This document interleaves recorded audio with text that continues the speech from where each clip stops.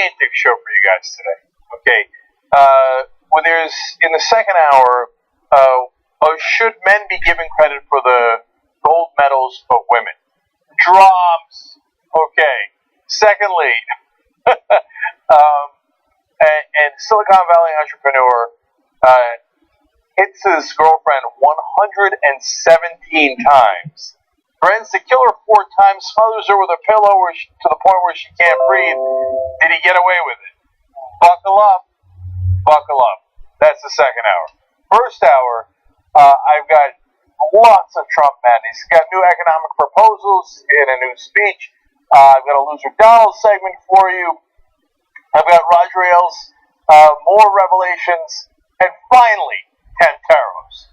The moment that John Idaho has been waiting for. The other shoe drops. Andrea Tanteros finally speaks out about Ailes. We've got that for you later in the hour as well. Okay. Oh, I forgot to tell you.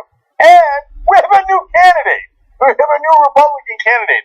Today's news is unbelievable. Okay, so let's get started. Let's go. We're going to start light and some fun stories and also some serious stories in the first segment. So let's do it. Important economic speech given by Donald Trump today in Detroit. We will have the substance for you in another segment. But first, we start out with fun. So he said something very important in the middle of the speech that I want to draw your attention to. Let's watch.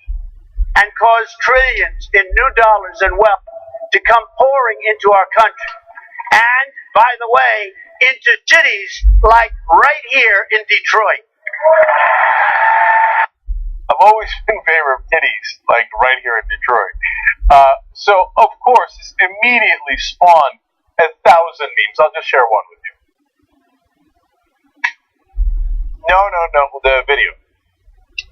The cities like right here in Detroit. I'll take famous cities for 400. Already fun. Then we go to the tweets. So first you've got someone writing in, and this is Selena Zito. All reporters will talk about will be the fact that Trump said titties instead of cities. Obviously not happy about that turn of events. But then Erin Gloria Ryan writes in, I'm sure, quote, serious pundits think it's bad to focus on Trump saying titties today. They're wrong. It's all we should be talking about. Okay. LOL GOP then writes in, all voters will remember from August as Trump attacking a hero's parents for asking him to read the Constitution and him saying titties. Now, finally, my favorite tweet comes from Alex Alvarez, who writes in, Donald Trump saying titties is the soundtrack to my nightmares. Okay, now, we will defend Donald Trump. And we might be the only ones doing it, at least as of this moment when we're live on the air. Jared Jackson noticed that he's our legendary senior producer, been with the show for over a dozen years, that the C-SPAN feed, the CNN feed, etc., all had titties, but it seemed to skip at certain points. So he found the Detroit Free Press feed of the same speech, but a different feed. It doesn't skip, and listen to what it says instead. Job killing corporate inversions and cause trillions in new dollars and wealth to come pouring into our country. And, by the way, into cities like right here in Detroit. Oh, it was such a fun moment while it lasted for half a day. But I believe we're, if not the first, certainly among the first, to say that he didn't actually say titties. He said cities. It sounds like titties in the others because there was jumps in the video. So, Donald Trump, for the first time ever, I pardon. Are we not merciful? That's what we do here. We deliver the news for you guys. Okay. So, now we go forward. By the way, if he had said titties, he would have been very guilty and should lose the election. No. It would have been okay either way. It just would have been funny. All right, now, Donald Trump has sent out his folks to go appeal to African Americans. He's got his surrogates, including his daughter-in-law, Lara Trump. So they went to Antioch Road to Glory International Ministries in Charlotte. That is a historically black church. And he also sent apprentice star Omarosa Manigault. She's among the 3 African Americans in the country that supports Donald Trump. If you believe anything these actors say. and most of the people supporting Donald Trump that come from the reality world are all just actors. So, but now Larry Trump is real. That's the daughter-in-law. So they're going to put her in front of a camera in the church to tell American people how, African Americans love Donald Trump. Earlier in this, she had said that her father-in-law had 100% support from members of Antioch Road Church. Must have been a fairly quick, informal poll that she did on the spot. Anyway, then she wanted to leave you with this thought. It has nothing to do with the Facebook page, but what I'll tell you is that there's a famous quote that says, wait, I forgot my quote. What I'll tell you, the definition of insanity is doing the same thing over and over again and getting the same result. And what we have is 8 years of the same result. What you have with Hillary Clinton is the same thing you got with Barack Obama. No, that wasn't the quote. It's not doing the same thing over and over again, getting the same result. It's expecting the same result. Or expecting a different result. See, now she's got me doing it. And by the way, that is also not the definition of insanity. I know it's an oft-used quote, theoretically attributed to Albert Einstein originally, but that's not the technical definition of insanity. So please stop yourself from saying it, even if you were saying it correctly. There is actual real definition. Anyway, my favorite part of this story, it's just a fun little story, is that she, for a second there, very Trump-like, acknowledges, I have a talking point. I'm supposed to deliver this talking point. Oh, golly, I forgot my talking point. What was it again? Oh, right, definition of insanity. And now, again, to be fair to the Trump people, this is not the first time that Republican politicians have forgotten a very famous saying. So for another example of that, let's go to our old friend, George W. There's an old saying in Tennessee, I know it's in Texas, probably in Tennessee, that says, fool me once, shame on you. You fool me, you can't get fooled again. Nope, that's not it either. That's one of my favorite quotes of all time. Fool me, can't get fooled again. I'm pretty sure that's neither in Texas nor Tennessee. Republicans, what are you going to do with them? Okay, and don't vote for them. That's one answer. Okay, now, let's go to, I'm rolling through these, man. I got a lot of stories to get. Let's go to George P. Bush, speaking of the Bushes. Okay. So, George P. Bush is the son of Jeb Bush, but he's a politician now in Texas. And in fact, he's the Texas GOP victory chairman. Now, he's speaking in front of the State Republican Executive Committee and the county chairs. He has not yet come out in favor of the Republican nominee for President, Donald Trump, for understandable reasons, given what Donald Trump did to Jeb Bush. Jeb Bush, George W. Bush, George H.W. Bush, all have not endorsed Donald Trump or are not backing. But now, George P. is in a difficult spot because it's Texas and the voters really like Donald Trump. And so what's he going to do? Is he going to have a stiff spine and say, no, even though you guys are in favor of this, I'm not going to be a standard politician. I'm going to stand up for my family. I'm going to stand up to Donald Trump. Nah, you're not going to do that. He's going to do this instead. And I know that we have Trump state director here as well. And I know a lot of us in this room had all fight in the primary leading up to the race. But you know what? It's time to decide. If you don't keep Bush, it's better for the small. You know what? You get back up. And you help them in that one. And you make sure that we stop the hurricane. Even has his dad's head motions there at the end. But come on, man. Trump called your dad, quote, low energy, weak, and pathetic, among many other adjectives. We just picked the random selection of 3 there. And even, it got so bad, even Trump said, well, I understand that Jeb Bush isn't going to support me. If he had done to me what I did to him, I probably wouldn't vote for him either. And he got that bad. But it's not just his dad. Trump also went after his mom. He retweeted this hateful tweet from one of his followers, talking about how his mom, who is, of course, an American citizen, but of Mexican heritage, said, has to like the Mexican illegals, referring to Jeb Bush, because of his wife. Now, I want to show you what Donald Trump basically did to the Bush family. And then I want to get your reaction as to how you would react after this basically happened to the Bushes. You think it's fake? What's that? Is that hell's wrong with you? That's open hand slap, huh? You think it's making huh? What do you think? That's an open-handed slap, boy. And then you're going to go and endorse him after that, after he did that to your dad and to your mom? Are there no bounds to being a slimy politician?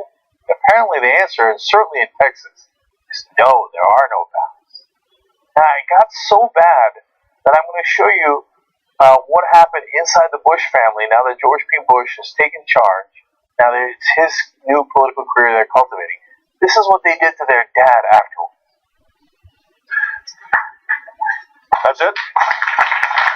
Thank you. You're kicking me out the door. You're kicking me out the door. Governor, thank you very much for joining us today. That's so funny, but it almost makes me want to cry. That's like one of the saddest things I've ever seen. Probably the same exact reaction he had after he heard his son was backing Donald Trump. Oh! Look, man, I'd rather retire from politics than let somebody do that to my dad, and then I embrace that. Ugh. Sad. Pretty low energy, if you ask me. Okay. Okay, one more story for you guys in this segment. So there's been charges recently that Jill Stein believes that vaccines lead to autism. So we did something a little bit revolutionary here at the Young Turks. We asked her. There's a Green Party convention that just happened. Not a lot of press coverage. We covered it. Certainly a lot on youtube.com/TYT Politics. You can also see an interview with Jill Stein on youtube.com/TYT. But here, to address the rumors of whether she thinks that vaccines lead to autism, is Jill Stein. Plain and simple, yes or no. Do you think vaccines cause autism? No. Great. Cleared up. And I say, read my book, okay? I'm on the record on this in the first review of the literature that Physicians for Social Responsibility and I co-authored a book on this. We were very clear when we reviewed the science, looking at what may be some of the public health drivers here. Vaccines didn't even make it into the list of things that we considered reviewing. This is like the Swift boat issue, or it's like the birther issue. This is a nonsense issue that's intended to try to distract people from. Or Bernie Bros. Yeah, exactly. They're trying to distract people from the real threat of our campaign, which is that we're calling for an economy that works for everyday people and getting the corruption out of government. So, they're trying to distract with these rather ludicrous, concocted issues, I must say, that are not really, what's front and center in the minds of the American people. The American people are really not so much thinking about vaccinations and Wi-Fi, So that's our campaign reporter, Jordan Chatton, reporting from the convention and interviewing the Green Party presidential candidate, Jill Stein. Check out more of that on youtube.com/TYT Politics. And so that is directly from Jill Stein. You do with that what you will, but that is certainly a very clear response on that issue. All right, when we come back, we've got a lot more news for you guys, including a new candidate in the race. Who is he? Why is he entering now? And what's much more important is who are the Republicans behind him? Because that's the interesting story. You always got to follow the money there. And then Donald Trump, also with a major so-called economic speech in Detroit. I'll tell you what his real motivations there are, and I'll outline his plan. And then finally, Andrea Tantaros. What does she have to say about Roger Ailes? That's also very important and illustrative. All that when we return on the Young Turks. Go. TYT is unique in a lot of ways. I'm going to ask some uncomfortable questions. I feel like I'm pissed down. So what is going on? Right on E, my husband. As I take my shirt off, just go, is that your body? Now we move to inappropriate story number 2. I just never felt guilty about masturbation. It's amazing. I could take partial credit for opening up your sexuality. I was a kid in the pool with a shirt on. Let's just call it what it is. I was that kid. Well, you feel the big stuff, right? But you're my boss, so that's what happened. I think we're more like rich and the powerful, and they don't realize this. The last time that happened, we elected Abraham Lincoln. I don't know, wouldn't it be wonderful if we unfuck the world? You and I are disasters. Don't stereotype all cops, don't stereotype all any blowing up like Dave Kohler on Twitter. That's pretty good progress.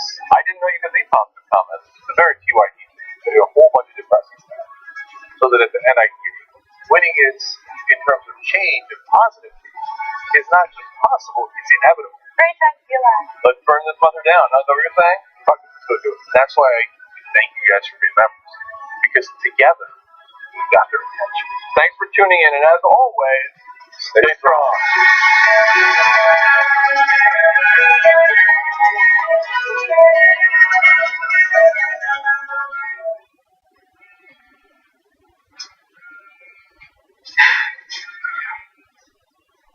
I have 5 minutes. Explain the Facebook. Go.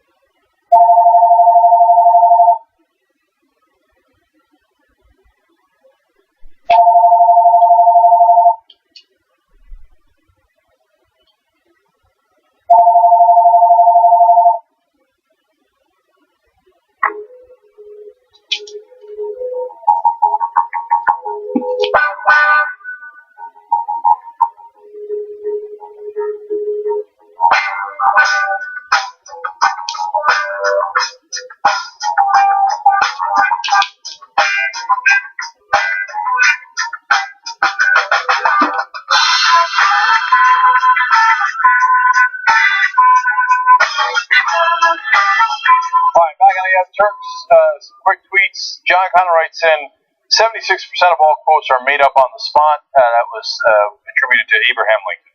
In case you didn't get the joke, that's also made up. Okay.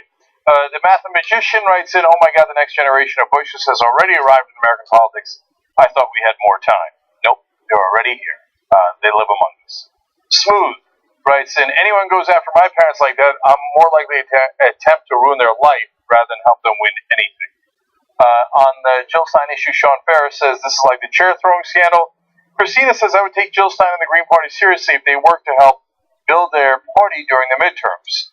Christina, it might not be as simple as that. And I've got mixed feelings about the policy positions of the Green Party, but they are lacking the other kind of green. So it requires tremendous organization and financial resources to help build up your party in the midterms. It's not as easy as just saying, oh, I'd like to do it. So, to be fair to the Green Party, they don't have a lot of money, and that's why it is much more difficult. Okay, now, let's turn to giant news from today. We have a new Republican candidate in the race.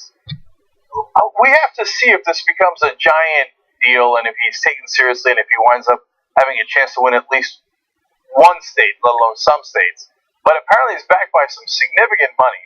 His name is Evan McMullin, and he is now the anti-Trump Republican candidate in the race.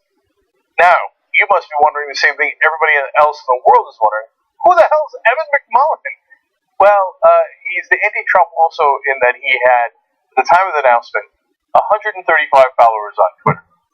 Not 135,000, just 135. Okay.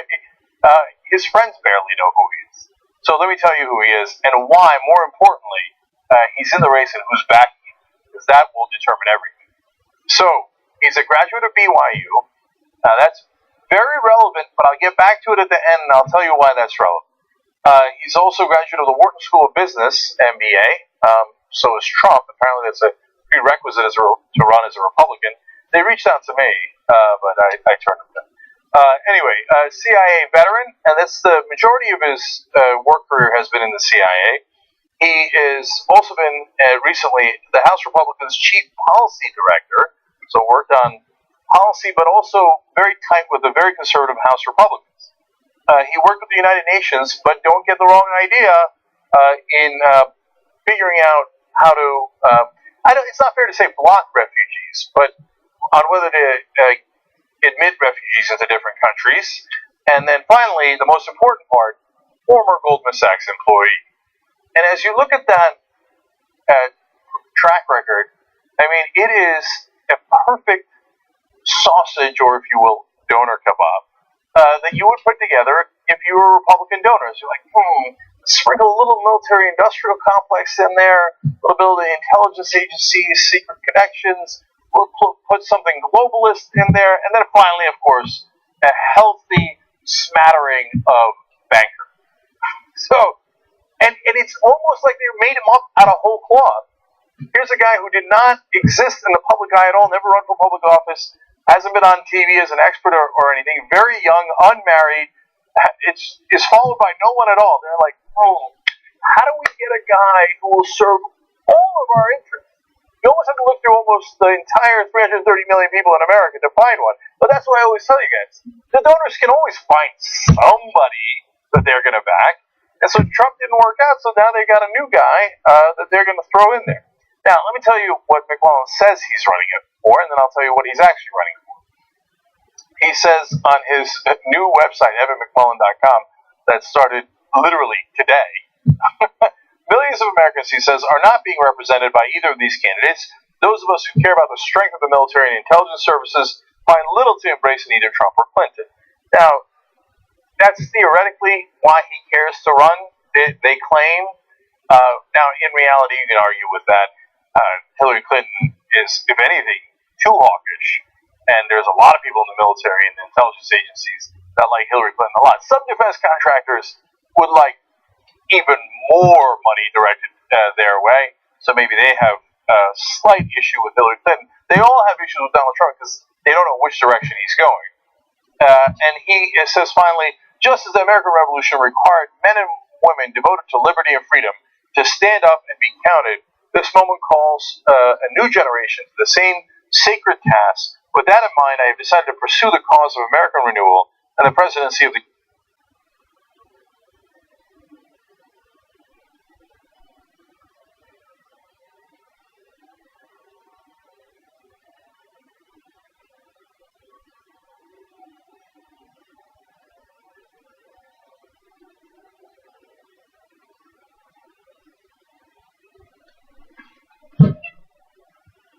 The stream is offline. What the fuck?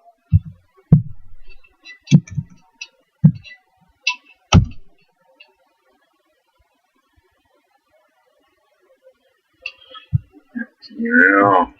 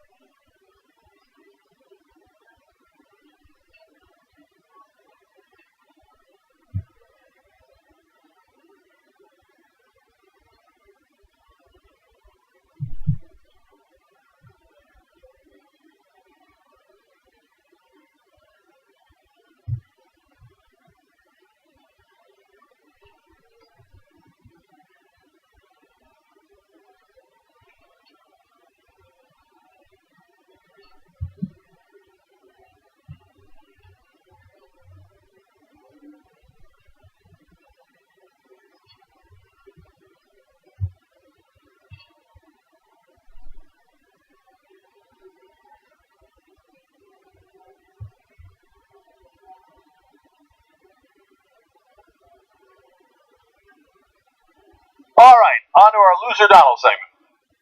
So we do this every day. We're going to do 100 of them until the election day. Because it's my job to inform you guys. Oftentimes the media doesn't let you know. They call things even. In the case of Trump, they really haven't been doing that. But I want to point out something that not a lot of other people are.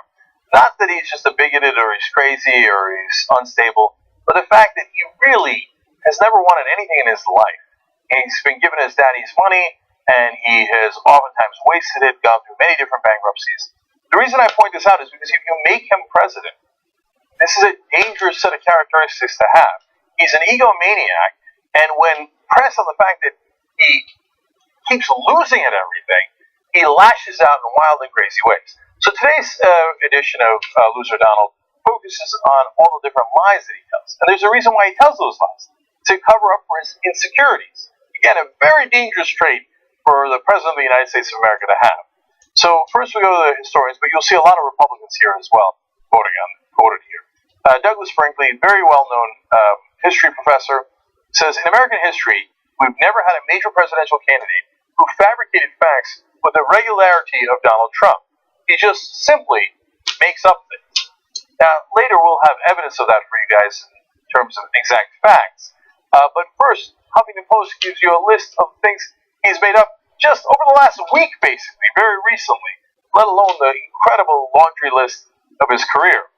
They say in the span of a few days last week, Trump falsely claimed that the NFL had sent him a letter complaining about this autumn's debate schedule, when in fact it had not. It's absolutely right. NFL said, we never sent him any letter. He claimed that the Koch brothers had tried to meet with him about offering their support, when in reality they had no interest in doing so. Also true, the Koch brothers said, yeah, we never asked to meet with him. So that's gigantic lie number two. And then, and most astonishingly, he claimed he had seen a video showing hundreds of millions of dollars being unloaded from a plane in Iran, fabricating embellishments about the video's provenance, even after his campaign conceded that no such video existed. Now that's my favorite one. Because even his own campaign basically said, yeah, that's not true. You know you're a terrible liar if your own campaign has to say, yeah, nope, not true. Not true. Okay.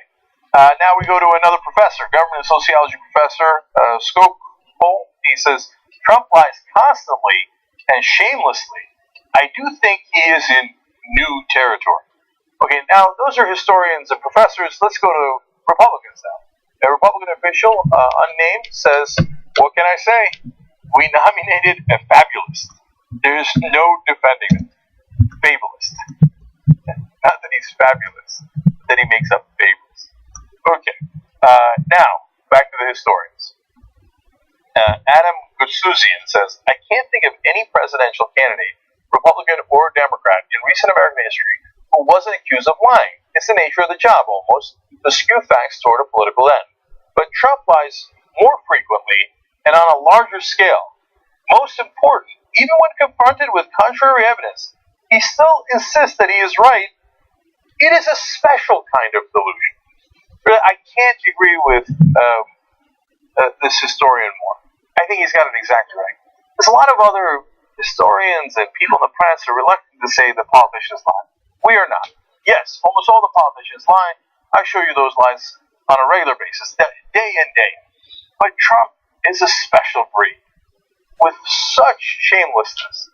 Just doesn't get, partly because there's another theory in here, that he does it so often, and no one ever checks him. He's got yes men around him. That he might think that he basically lives in an alternate reality, where he thinks he's right, despite all other evidence, even in his own head.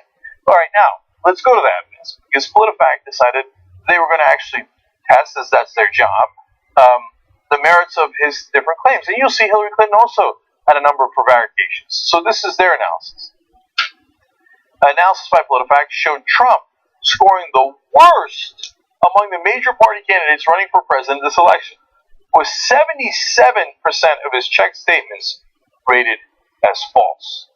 So Clinton, in contrast, by the way, had 28% rated false. So 28% is not a good number either, but it's nowhere near 77%. Three-quarters of the statements that they try to verify turn out to be lies. That's astounding! Astounding.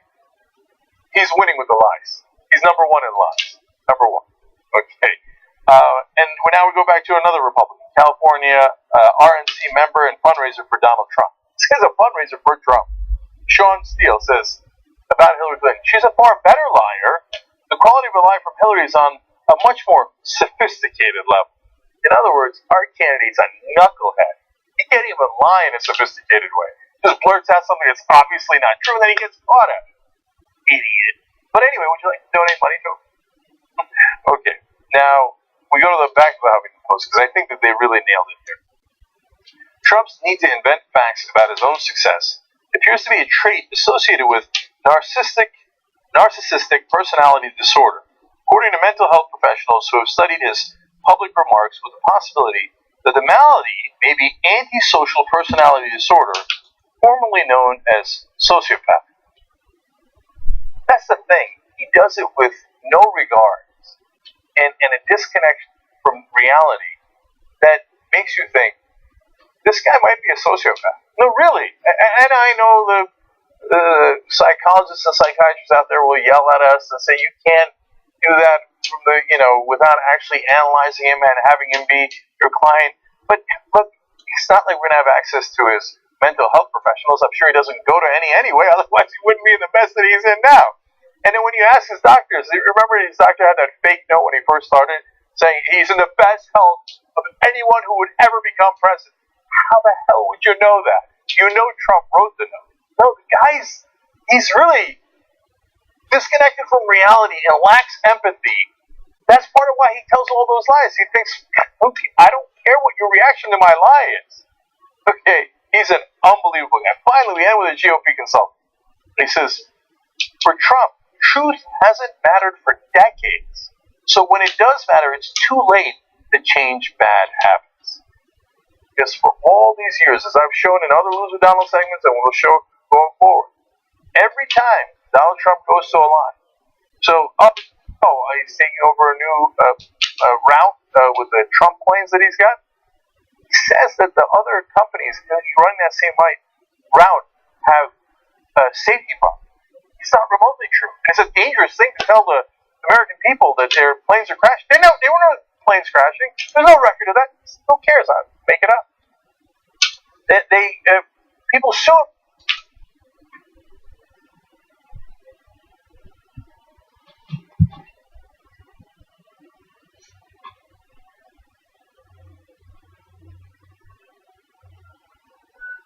And say, oh my God, there's this Trump complex. You built it.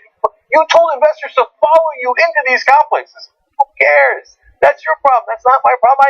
I don't have any empathy. The guy is literally a professional liar. You think that guy, the most powerful man on earth, you have any idea the kind of world of hurt will be in? Literally for the whole world. Don't do it, man. Loser through and through, liar through and through. Don't even think about it. Okay. Now, we go to back to Fox News, or to Fox News for the first time today. Another story on Fox News in a second.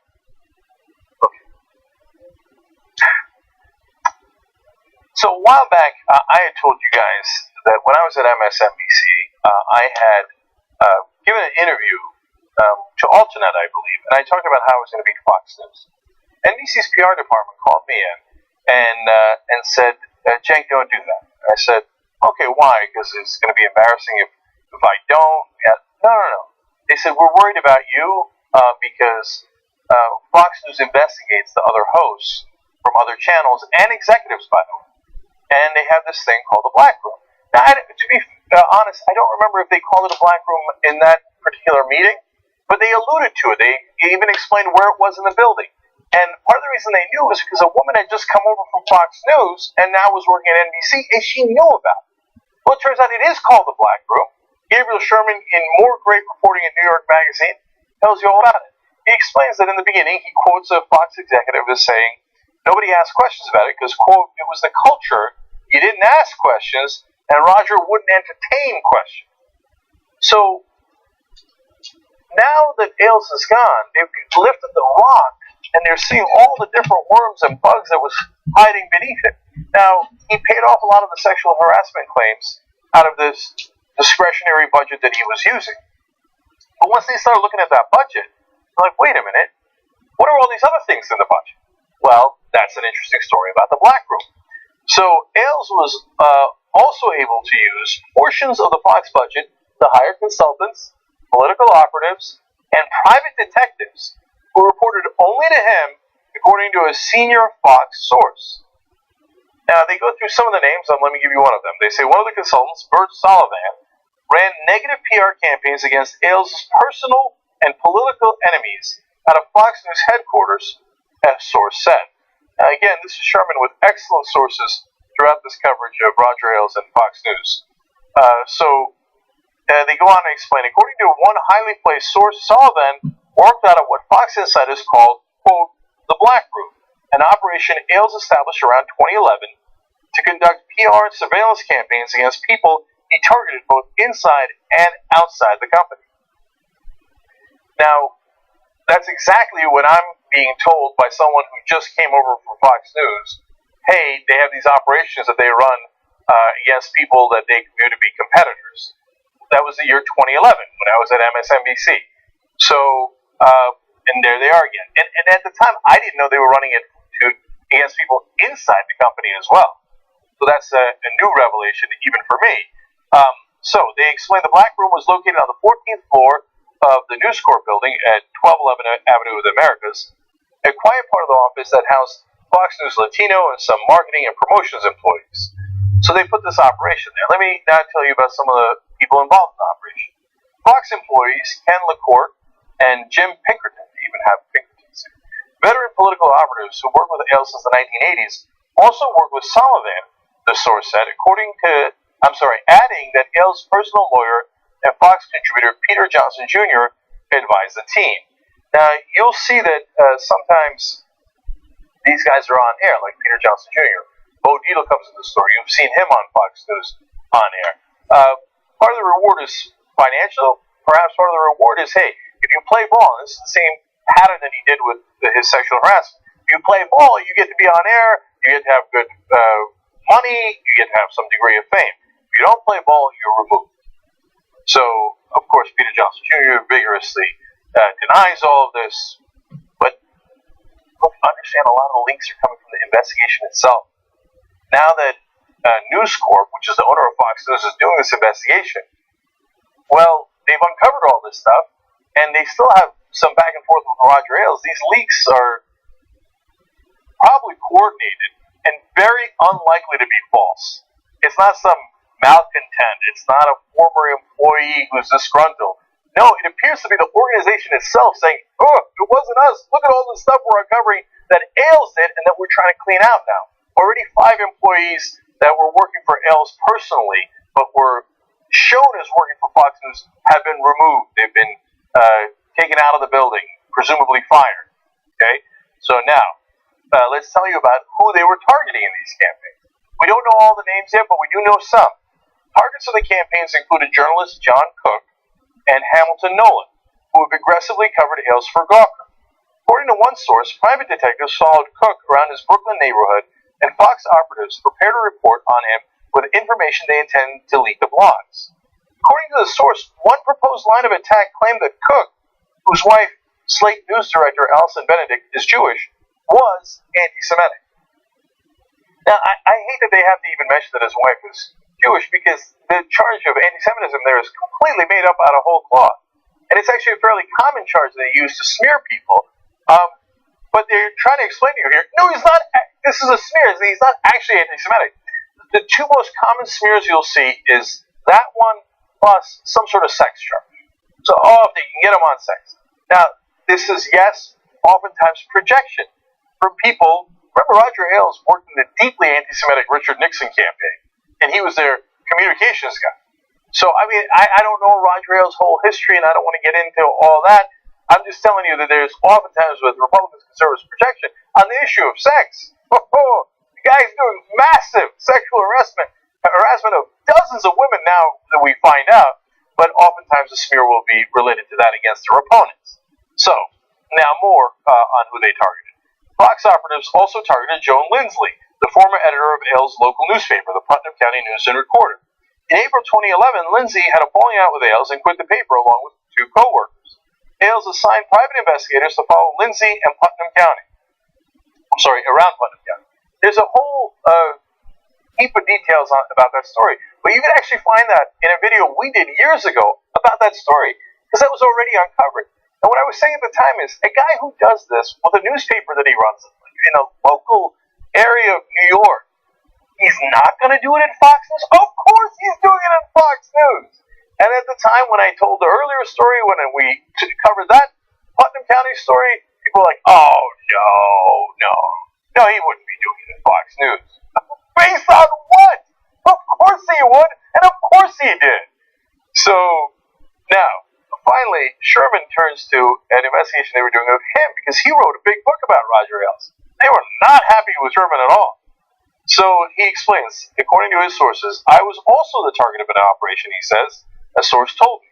In 2012, while I was researching a biography of Ailes, Fox operatives set up web pages to attack my reputation, and Fox funds paid for Google search ads against my name that linked to the sites. One source also said private investigators employed by Fox contributor Bo Dietl were instructed to follow me and my wife. Dietl's firm was used to track Andrea Macris, the producer who accused Bill O'Reilly of sexual harassment in 2004, the sources said. So, this is often used for Roger Ailes' own political purposes, but if he needs to protect another brother in black, in the black room, that's Bill O'Reilly. He's also getting sued for sexual harassment. Roger Ailes knows what he's been doing for decades, so he thinks, I want to cover up for Bill, partly because I like Bill and he's one of my boys, also because I've covered up for my own sexual harassment. If he gets uncovered and I throw him under a bus, what if he throws me under a bus and everybody finds out what I've been doing? Bo Dietl, get on it. Warm up the black room. Let's go get his opponents, my opponents. This is out of a corporation. This is madness. This is from the old days, cloak and dagger. It's almost like breaking into your opponent's, headquarters.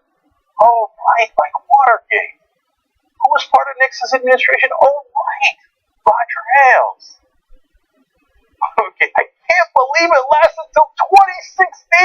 Isn't that amazing? Okay, Bo Dietl has one of the funniest non-denials I've ever seen, so I wanted to share it with you. They asked him about this. Hey, were you tracking these people, the opponents of Fox News? He says, I have no real comments. I love Roger Ailes. He built one of the great news channels out of nothing. He's a very successful guy. I'm going to take that as a yes. He did not deny the charges at all. I love Roger Ailes. He built a successful organization. Okay. All right, Bo, I got you. Finally, back to New York Magazine's coverage of this. Meanwhile, Fox executives continue to analyze the list of consultants on Fox's payroll to determine who's doing legitimate work for the network and who is hired by Ailes to do his personal bidding. The senior source said that more people will likely be let go in the days ahead. You see, they're connected to the investigation from News Corp, the parent corporation. They know, and more heads are going to roll. Remember, somebody had to sign the checks. All those sexual harassment claims that they made disappear. Well, somebody had to authorize it, and somebody had to sign the check. Let alone all the other people working in the black room, all the people who know more dirt. And at some point, some of them are going to flip. So we're nowhere near done with this story yet. The things that Roger Ailes and Fox News did were amazing. They were outrageous. And it's about damn time that we found out what was actually happening. They're so brazen, they even called it the black room. It's not like they tried to cover it up with Miss Trelania's room. They were just, or research. That would have been an easy, no. Let's call it the black room for working the dark side, black ops. Because they thought, hey, we haven't gotten caught in decades. They're never going to catch us. Well, yet another thing that Fox News was wrong about. Okay, when we come back, more Donald Trump news. He gave a big economic speech. I've got to tell you all about that. And more Fox News because finally Andrea Tantaros comes out. What did she say about Ailes? We'll tell you when we come back. We talk about TYT Army being so strong. Usually they help us run our show. Now they're going to help us run the country. Damn. It's time that we reclaim democracy for the people. We had a huge victory for Wolfpack. When Lincoln said this was a country by, of, and for, he said of the people, not of corporations. Our representatives don't represent us. Whoa! Democracy! United! We are! We are! Too strong! Stop! There's thousands of volunteers, and you can be among them. With Wolfpack, the mission is so clear. Money is killing our democracy. 96% of Americans want it. When you get the power back, oh, that feels good. This is just the beginning. Let's go get them, man. Up and at them. Knock, knock. We're coming for them! Wolf-pack.com.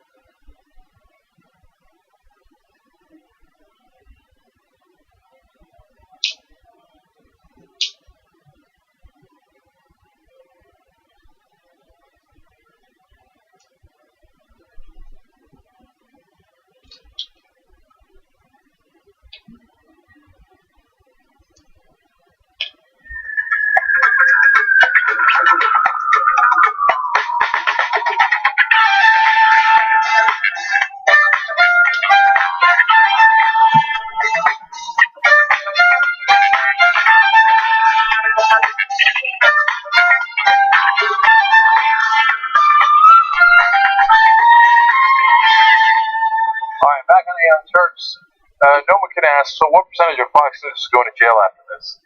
Well, good question. But unfortunately, probably the answer is zero.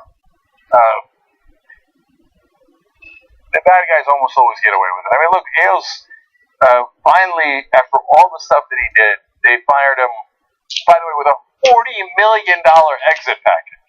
Wow, he got really punished. After these decades of being in charge. So, wrong forever on the throne. So unlikely that anybody would go to jail over this. But maybe I'm wrong. It would be really interesting to see if we came to that. Okay, Savannah says, I fear for the sanity of TYT live audience if Trump wins. There'll be 4 years of Trump stories. Well, Savannah, you're right, because he would be president of the United States and the most powerful person on earth. Believe me, he would create a lot of havoc that you would have to cover. And so, for all the people who say, hey, we shouldn't do as many Trump stories, the guy's running for president and has at least still somewhat decent chance of winning. If Mussolini's running for president, it would be a little negligent not to cover him. Okay, and finally, Big Doc says, the Republicans are running Lex Luthor for president. Perhaps that's a better analogy than Mussolini. Okay, Now, the final two stories for you guys. Again, these two stories are hot today. So one is about Fox News, the other one's about Trump. Here we go. Buckle up. Okay. So a lot of people have been wondering, where's Andrea Tantaros? She used to be on air, very regularly featured on The Five, on Outnumbered, on many of the different programs on Fox News. And right before all the scandals about sexual harassment broke out at Fox News, she was off the air. So the whole time we've been waiting and waiting for the other shoe to drop. So it's now finally dropped.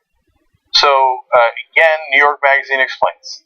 Fox News senior executives have said they were unaware of sexual harassment allegations against Roger Ailes before former anchor Gretchen Carlson filed a lawsuit against him in July.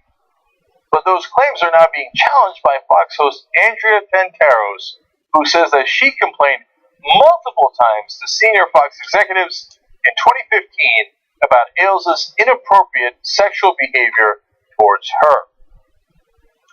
I don't know why this is still a shock to people. It's because nobody in the news world wants to acknowledge things that make them uncomfortable. Oh, but a lot of our friends worked at Fox News, and golly gee, it's so uncomfortable to talk about what was the obvious, grotesque problems over there. And partly because they were intimidated by Fox's PR department, which we found out also today, or at least confirmed today, had a black room where they would literally run PR campaigns against any of their opponents. So it is entirely unsurprising, given the dozens of women who had allegations against Roger Ailes stretching back decades, that there would be many other women at Fox News who he did this to. So in this case, let's find out the details of what happened. Tantaros says that after she came forward, she was first demoted and eventually taken off the air in April of 2016. Now again, this is way before Gretchen Carlson comes out in July. And so the timing of it is clear that it's not related to Gretchen Carlson. This happened earlier. And it's the same fact pattern you see in all the other allegations. Either do something for me sexually, or I will remove you from being on air. Textbook sexual harassment. It doesn't get any worse than that.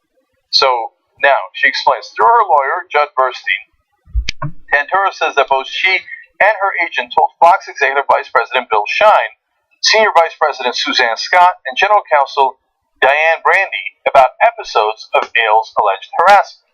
But you have to understand, at least two of those people, Bill Shine and Diane Brandy, have been implicated in almost all of the stories about how they helped cover up liaisons for Roger Ailes. They were the ones who authorized the payments for the sexual harassment lawsuits that were settled out of court. So, unsurprisingly, when Tantaros goes to complain to people who are doing the cover-up for Roger Ailes, they go, "What problem? I don't know what you're talking about." So, according to Tantaros' account, Ailes began harassing her on August 12th of 2014. During a meeting in Ailes' office, Ailes allegedly asked Tantaros to do the twirl so he could see her figure. She refused. Then in mid-December of that year, Ailes made another advance, Burstein says. Ailes asked her to turn around, and then he said, "Come over here so I can give you a hug."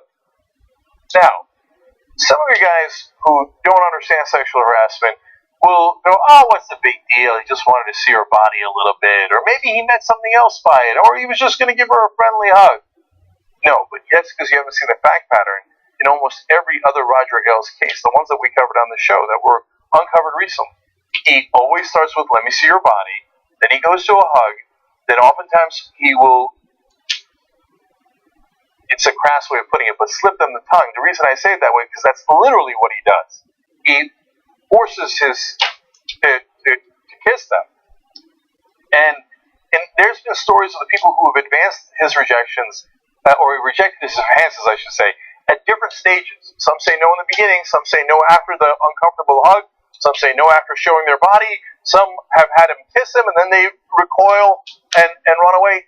In some cases, he would take out his penis and show it to them and chase them around the room. And then there are the women who came out and bravely acknowledged, I said yes. And they explain what are unfortunately gruesome details of how he does this. And what he does, like most predators, is he reels you in slowly by doing things like, "Oh, what's the big deal? Just give me a really tight hug." So Tantaros was absolutely right to refuse that. I mean, she would have been right under all circumstances. But now that you know exactly how he brought women in a little deeper at a time, And then after a while, in one of the cases, this woman explained, then he would tape things and go, now I've got you on tape. You see, you said those positive things about me, or you already did X and you already did Y, so you better do more for me. This guy is a serial predator.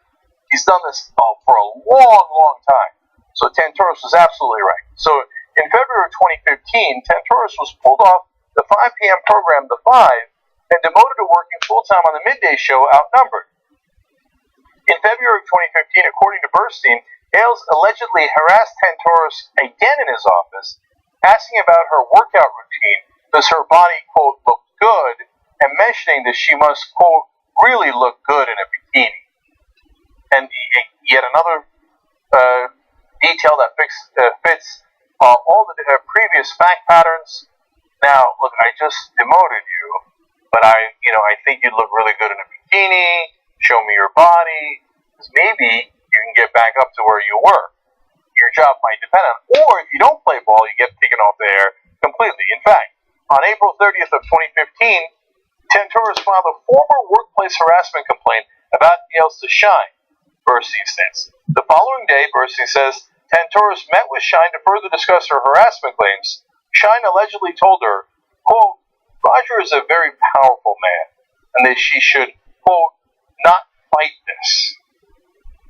And of course, instead, what she did was she filed the complaint. She did fight it. This is again way before the Gretchen Carlson situation. And then, lo and behold, they took her off the air. They said, "Oh, she put out a book that we didn't get to properly vet, and that's why we're removing her." But why did you demote her in the first place from The Five, which is a very popular show for Fox News? Her book hadn't been even out at that point. No, of course, the book was an excuse. Are you kidding me? Oh, they said, oh, it's because on the cover she was bound up and they hadn't approved that. It might not be wholesome enough for Fox News. Given what Roger Ailes was doing behind the scenes, his problem was that Andrea Tantoros was not wholesome enough? No, his problem was the exact opposite. And her lawyer explains, she's telling her story now, he says, that she doesn't have the same fear of being attacked by the Fox PR machine. Now, she could be in violation of her contract that says to never talk about this. But she's going forward and saying, I got to tell the real story so you guys can know what actually happened and who Roger Ailes actually is and what happened behind closed doors on Fox News. Remember, Andrea Tantoros, we've covered her many, many times on this show. She's incredibly conservative. That book was a total right-wing attack against all liberals, progressives, etc. So, against what she considers PC culture. She's not, in the words of the conservatives, PC at all. That's what her whole book is about. She's very right-wing. She just doesn't want to be sexually harassed. And she was also afraid of what the Black Room and Fox News would do to her if she came out before. Now, the Black Room has been exposed. That is the operation they run against all of their opponents when Roger Ailes ran Fox News. And now that it's been shut down, she's now coming forward and saying, I got to tell you what really happened. Because whether you're liberal, conservative, doesn't matter. What happened behind closed doors there is totally unacceptable. Okay. Now, final story for you guys. In the first hour of this. I told you I had a big first hour. What can I do? All right.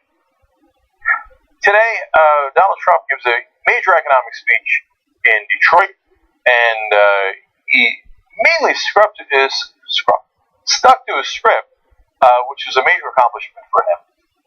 And he claimed that this is for the middle class. In fact, he said, it's a conversation about how to make America great again for everyone, and especially, and I say especially, for those who have the very least. Really? Well, we'll be the judge of that. First, let me show you a quick portion of his speech. You cannot ever start a small business under the tremendous regulatory burden that you have today in our country. I'm going to end it. I am going to cut regulations massively. Oh, massive. I got it. Okay, so you get a sense of it, right? Wait a minute. How is cutting regulations that oftentimes protects middle class workers and certainly protects consumers going to help them? You see, of course it's not going to do that. He's going to cut taxes on the rich and regulations to help the rich. Of course, that's his economic plan. I'll tell you why at the end. But first, let me run through all of his policy proposals. He says, this is a good one, so I'm starting out with the best, that he would have child care payments be fully tax deductible. Well, that would be lovely. That would actually help the middle class, because it's not easy to work if you got kids, and it's not easy to have them taken care of if it's not tax deductible. A lot of parents deal with that. Okay, look, lovely. Credit where credit is due. And then he would withdraw from the Trans-Pacific Partnership. That's at least what he claims. That would be positive, but I'm not sure I believe him. He says he would renegotiate NAFTA. Again, I'm putting this in the positive category, although you should look at that with a healthy skepticism. Okay, now let's move on to negative territory, which is a but. He would restart the Keystone XL pipeline. Of course he would. More dirty fuel in the air. He loves it. And then he would withdraw the U.S. from Paris Climate Agreement. Fantastic. We're going to go way backwards on the issue of climate change. On that alone, you should never consider voting for, right? To put us back at least 4 years on these climate change proposals, not just the United States of America, but if we withdraw, then other countries like China and India might withdraw. Sets the whole world back 4 years on fighting climate change. He says he would end environmental regulations by Barack Obama. So watch out, man. If you care about not just climate change, but clean air, clean water, non-poisoned water, well, sad day for you. We're going to end all the environmental regulations under Obama because, hey, his business money's got to make more money. Wait, remind me again how this helps the middle class? How does your kids getting poisoned in Flint, Michigan help those kids? No, it doesn't help them. It helps the rich and the powerful. That's what this is about. All right. He also wants to do a temporary moratorium on all regulations. That's so preposterous. So, Donald, you can say, hey, something is regulated too much or something is regulated too little. For example, if you don't regulate our food or our drugs at all, you might be regulating them too little because it might poison us. If you say, hey, you know what, you've inspected the elevators in my building 6 times, could we do it 4 times instead? You might say, okay, that's over-regulation. But just to say we'll have no regulations going forward, a moratorium on any regulation is insanity, because it depends on what's being regulated. Now, one of the main things that he's going to remove is regulations on Wall Street. What happened? I thought your whole thing was Hillary Clinton's too much in the pocket of Wall Street. Here, you're saying, I'm going to be even more in the pocket of Wall Street. He says that regulations on things like Wall Street have, quote, put a lead weight on the economy and anchor dragging us down. So I'll give you a quick chart here of what happened after Dodd-Frank. And I've told you this before. Dodd-Frank was not end-all, be-all. I think it was very, very light regulation, and partly on purpose. But he claims Dodd-Frank killed the economy. That's weird. The economy seems to have gone up after Dodd-Frank and fairly consistently. It's almost as if Donald Trump isn't telling the truth. Okay. Now, in the past, he had proposed tax rates that were so low that it would create about a $10 trillion hole in our budget. It was so outrageous that even other Republicans were like, Donald, that's a bit much. So his earlier proposal was 4 tax brackets, 0%, 10%, 20%, and the highest rate would be 25%. So now none of the math adds up on that. And even the most outrageous Republicans who have all this voodoo math about how it's going to grow the economy, etc., they couldn't get it to add up either. So they're like, all right, Donald, let's reel that back in a little bit. So today, his new policy proposal is 12%, 25%, and 33%. That would still be a gigantic tax cut, and mostly, of course, for the rich. They would get billions and billions of dollars, which, by the way, would also help Donald Trump. Of course! And then he is going to also lower the corporate tax rate to 15%. Who would that help? To some degree, Donald Trump. And finally, he would eliminate what they call the death tax, which is actually, of course, the estate tax. And who would that help? Donald Trump's family. Well, presumably, if he has any money left over after several more bankruptcies that he'll likely go through. So, it turns out this whole thing about, I'm going to help the middle class and the people who have the least, is, of course, as usual, a giant crock. in reality, almost all of his proposals are to help the richest, most powerful people in the country, multinational corporations. Wait a minute, I thought you were going to keep the multinational corporations in check. So now, this is not a very popular speech. So why did he do it now? Now, in the past, what's worked for him is more populist stuff. I'm going to go and get the bankers. I mean, it's a joke. He was never going to do that, but he did it. He said it to get votes. He said, "Oh, Hillary Clinton's in the pocket of Wall Street and the bankers." So why go in this direction? Because he's not getting any money, Lebowski. He's doing the same thing every other politician does now, especially the Republicans, because this speech was not designed to get your votes. This speech was designed to get him money from the donors.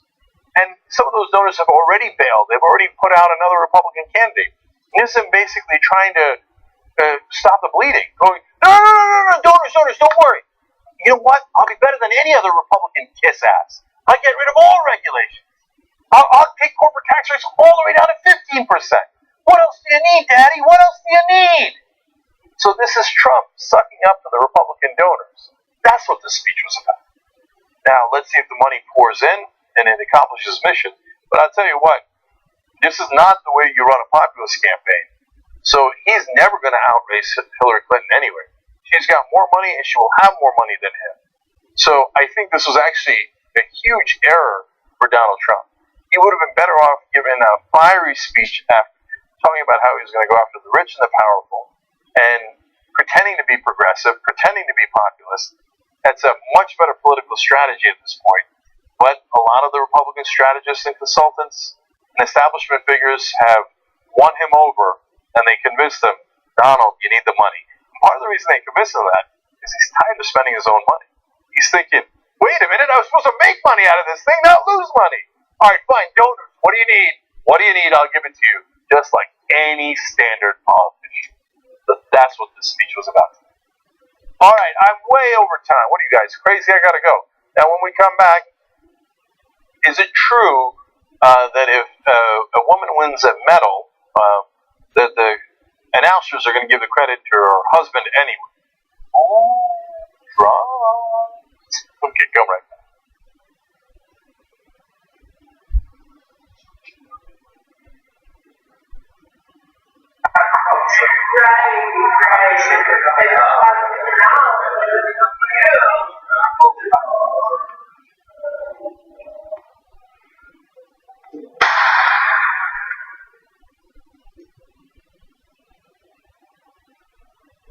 All right, Jordan, tell us where we are, where we've been, and where we're going. Joe Chat reporting for the Young Turks. The Young Turks online. You're the third reporter at the halftime. Tell me none of them get getting a haircut while talking to you. Listen, I'm the first. All right, you're beautiful. Is Hillary being sincere when she says $12 is enough for the minimum wage? Anybody who tells you $12 is enough for the minimum wage is not only not being sincere, they don't give a damn about you.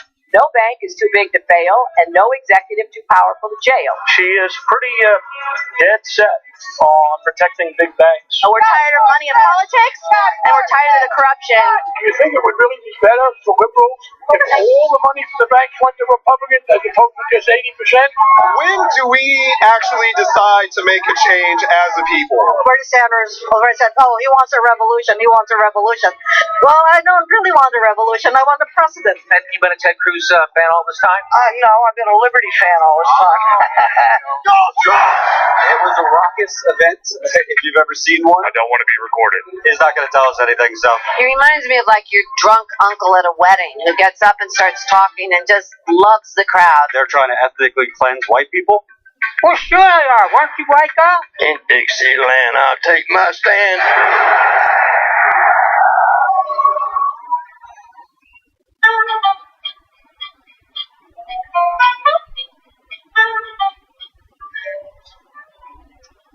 Is that your girlfriend? No, it's a restricted number. When are you coming to my office? LOL. Maybe it's your buddy Phil. Remember growing up, he was never the sharpest knife. Yeah, you know what, it might be. So how's mom? Mom's great, buddy. Listen, you gonna show me those pictures from your trip or what? Yeah.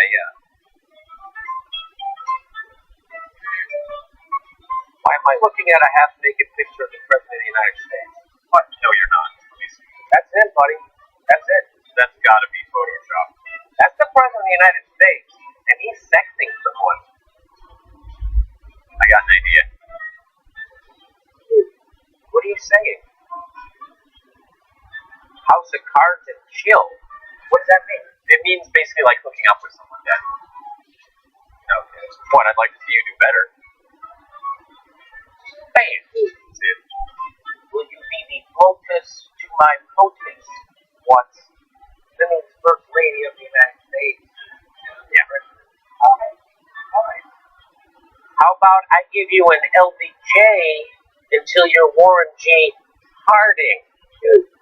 Harding. Yeah. Oh shit. Texted back. Want to get James K. Pope under the Lincoln Monument again? Again? What? Who does he think he's sexting? Oh, it's the classic John Hancock pickup line. Hack. I would have expected more from Obama. Oh God, no. Holy shit! Talk about your stimulus package. The president sent you a dick pic and it took 2 photos. That better not be the president's Liberty Bells, or I am voting Republican for the rest of my life. It's about time. How about you gonna slip me your John Boner on the way out the door? Not your best work. They all can't be generous. Do you want me to keep my George W. Bush what you want on his parents, the taxpayers' wallets? No, I want it as rough as the roads I'm paying to drive on. All right. I'll be at the phone store if you need me.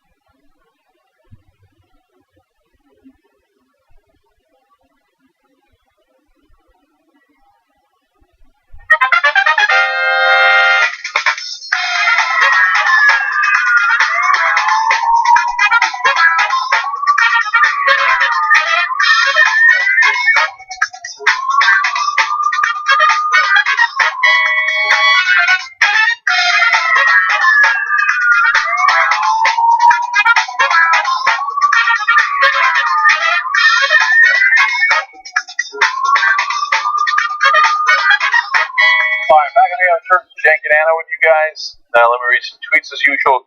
Crazy Nate writes in, Trump picking tax brackets is like the local town drunk picking his pick six lotto numbers. Take a 0. No, 12. I was going to go with 12. I like the child care tax deduction, though. Yeah, no, I give him credit for that. Yeah. I did. Okay, now let's turn to Roger Ailes' tweets. Bill Wetzel says, at this point, Roger Ailes is even creeping out Bill Cosby and Josh Duggar. That's funny. Baseline says, I didn't know you could become physically ill from a news story. Hashtag Roger Ailes. Canadian Slice says, Roger Ailes is the same sick MO of every sexual abuser. He was grooming his victims as a pedophile would. Revolting. And finally, Yeshua writes in, I'll never understand how can any self-respecting woman accept the right-wing conservative ideology of viewing them as playthings. I don't get that either. Well, that's a point that Anna's been making for a very long time. Okay, now we move forward. Yes, the Olympics. A reoccurring Olympic story. Every time the Olympics happen, the story comes back up, and it seems like we don't learn anything from it. As we don't learn anything from anything. All right, let's move on. Sportscasters and different media publications are facing criticism for the way they have covered female athletes that have competed in the Olympics and won some pretty notable medals.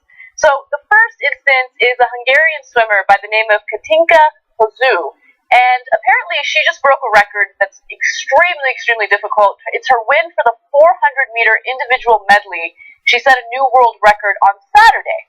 So, after that happened, of course, the media starts talking about it. And when the Hungarian swimmer spoke to NBC's Dan Hicks, he remarked that her husband is the guy responsible for her success, and it's impossible to tell her story without giving him credit. Now, I should note that her husband is her coach. Mm-hmm. And so he decided to give him the responsibility of her win, but people were not too happy about that commentary. Now, that wasn't scripted. He kind of said that off the cuff. But people were not amused. So I'll give you examples of some backlash he faced as a result of that. One person said, I get that Tusip, which is the name of her husband, is the coach, but you can make the connection without using the word responsible. You can't throw that word around. Another person says, Dan Hicks from NBC thinks women aren't responsible for their own gold medals, credits her husband, hashtag everyday sexism. Another woman says, anyone else uncomfortable with the amount of time Dan Hicks spent congratulating her husband for her amazing accomplishment. So Dan Hicks did not apologize, but he did release a statement about this. He says, with live TV, there are often times you look back and wish you had said things differently. Okay, there were other instances and accusations about sexism that we'll get to in a second, but I don't know if this makes me a bad feminist, but I feel a little bit of empathy for him, because when you're bad feminist. Look, when you're speaking off the cuff, right? When you're speaking off the cuff, sometimes you use the wrong words. Me, never. No, it happens all the time, and so it happens to me, and I feel really weird, pointing to him and telling him, you shouldn't have used the word responsible. Sometimes weird things come out in weird ways. Yeah. So I kind of want to give him the benefit of the doubt. So, look, mixed feelings about the story. On the one hand, yes, I bet if you did a statistical analysis, which, yes, we have not done, that sometimes overall women might not get as much credit as men do in some of these medals, etc., because of just simply perspectives. One, what our culture is used to, society is used to, a lot of the broadcasters are still males, look at it from a male perspective, yada, yada. Okay. Now, having said that, in this case, well, I mean, her husband's her coach. Of course they're going to remark upon that. And if it was the roles were reversed and it was a male swimmer who had this tough female coach who happened to be his wife, I guarantee you that they would have mentioned the wife and give her some degree of responsibility for it. Yeah. And then one of the tweets that you read, Rachel Clemens said about Dan Hicks, thinks women aren't responsible for their own gold medals, credits husbands.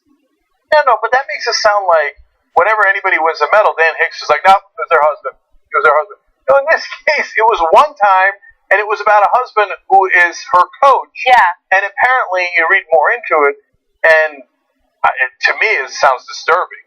Yeah, I don't know if I could handle a relationship like that. But apparently, like for the people who don't know, he would harangue her. The husband would harangue her in the pool very loudly, and it would make everybody else uncomfortable. They claim that they have a warm and fuzzy relationship outside of the pool, but he was a quote unquote very tough coach. Right. So it was something that everybody remarked upon. Yeah. So when she wins the gold medal, of course you're going to talk about that coach. Yeah. So I think that, especially in the case of Dan Hicks, this is a little too much. Yeah, but look, I want to give Dan Hicks the benefit of the doubt, just because, again, I know what it's like to make a comment and it comes across in a way that you did not intend. And again, I think that that's what happened here. Benefit of the doubt. Now, there are other instances, though, where I don't think that I can have much empathy. So I'll give you the example there. So the Chicago Tribune also wrote about, let me get this. Sorry, get my papers.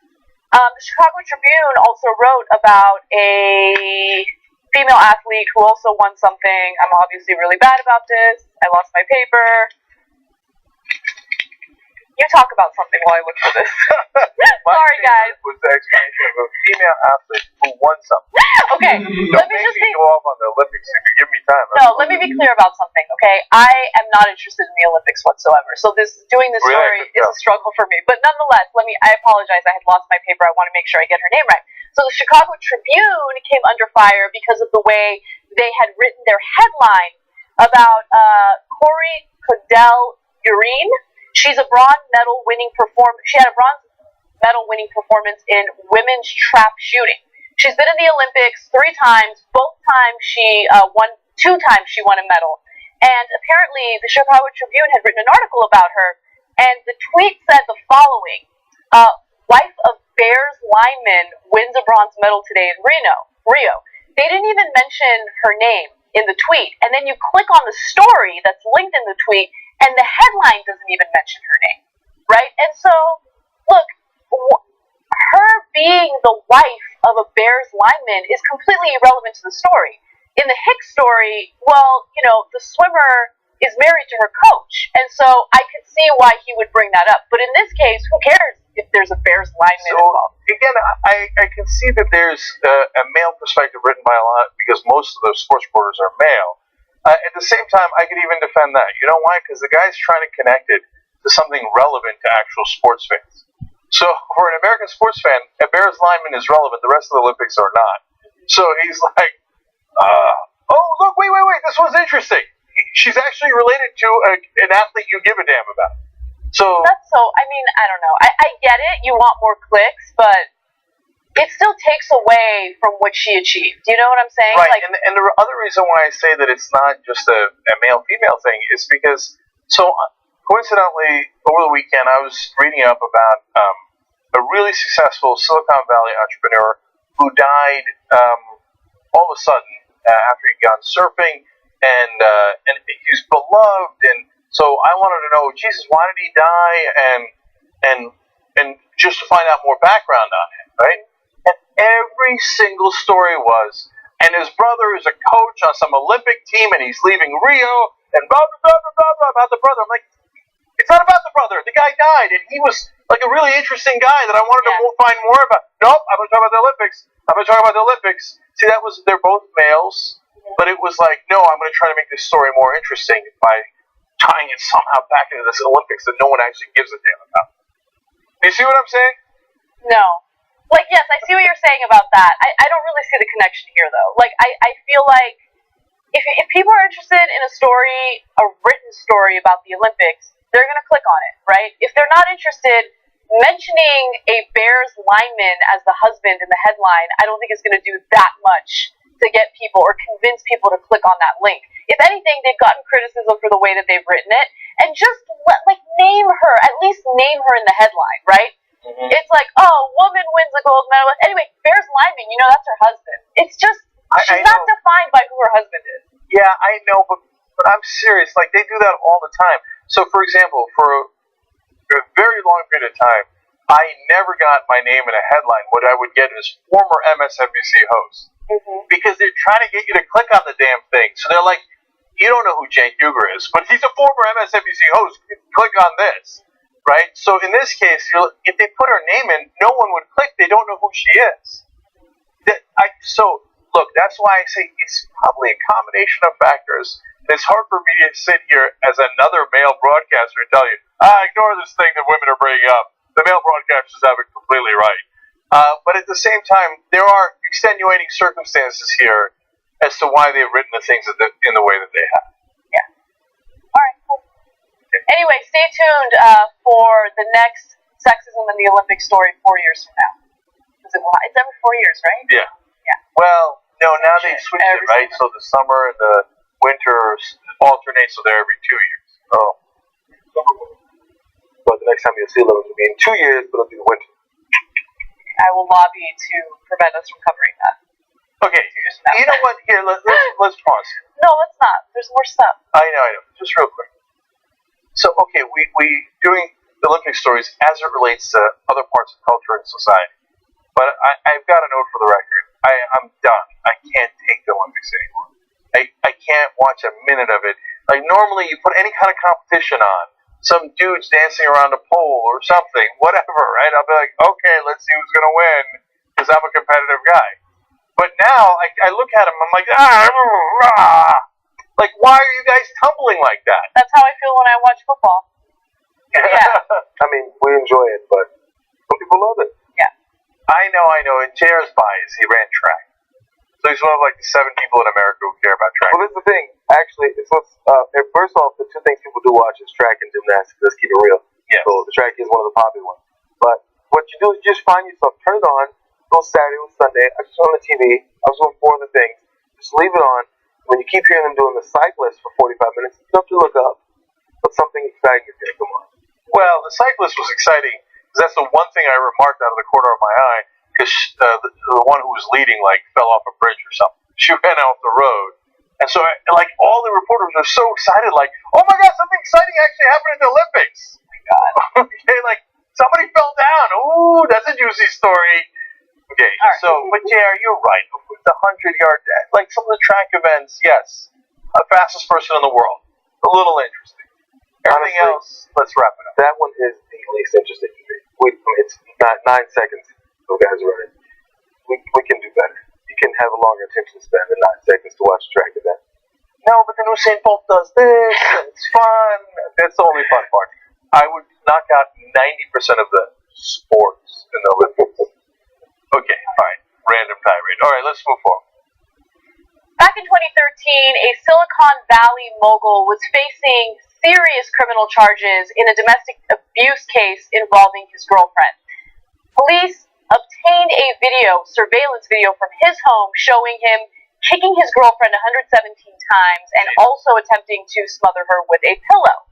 Now, what's interesting is, because of his wealth and because of the fact that he was able to buy the best defense attorneys, he got all of his charges dropped to a misdemeanor. However, justice might be served in a second domestic abuse case that he's involved in.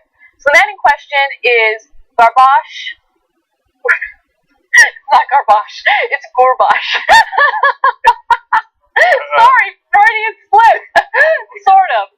Okay, Garbash Chahal. So there he is. And the footage was so clear that San Francisco police were able to determine that he punched and kicked his girlfriend 117 times in 30 minutes. He also smothered her with a pillow for 20 seconds. She stated that she was unable to breathe. She stated that he said, I'm going to kill you 4 times. She stated she was in fear for her life. Now, interestingly enough, this man who is tremendously wealthy, in fact, he sold his first startup for $40 million when he was only 18, and then his second startup 4 years later for $300 million. He was able to get his defense attorneys to make the video inadmissible in court because of the way cops obtained the video. So a judge ruled that the video was inadmissible because the police had seized it improperly. The judge was not swayed by the prosecutor's argument that the cops hadn't had time to secure a warrant because a tech mogul could so easily erase the footage. It's funny how sometimes the Supreme Court rules well, if you're chasing a defendant and you're doing this or that, well, we're going to allow the evidence even though you didn't have a warrant. But when it comes to a really rich guy, all of a sudden, inadmissible. Yeah. And also, look, because he was so wealthy, he was able to give his ex-girlfriend X amount of money. It's alleged that he gave her as much as $4 million to no longer, work with the police, no longer cooperate with them.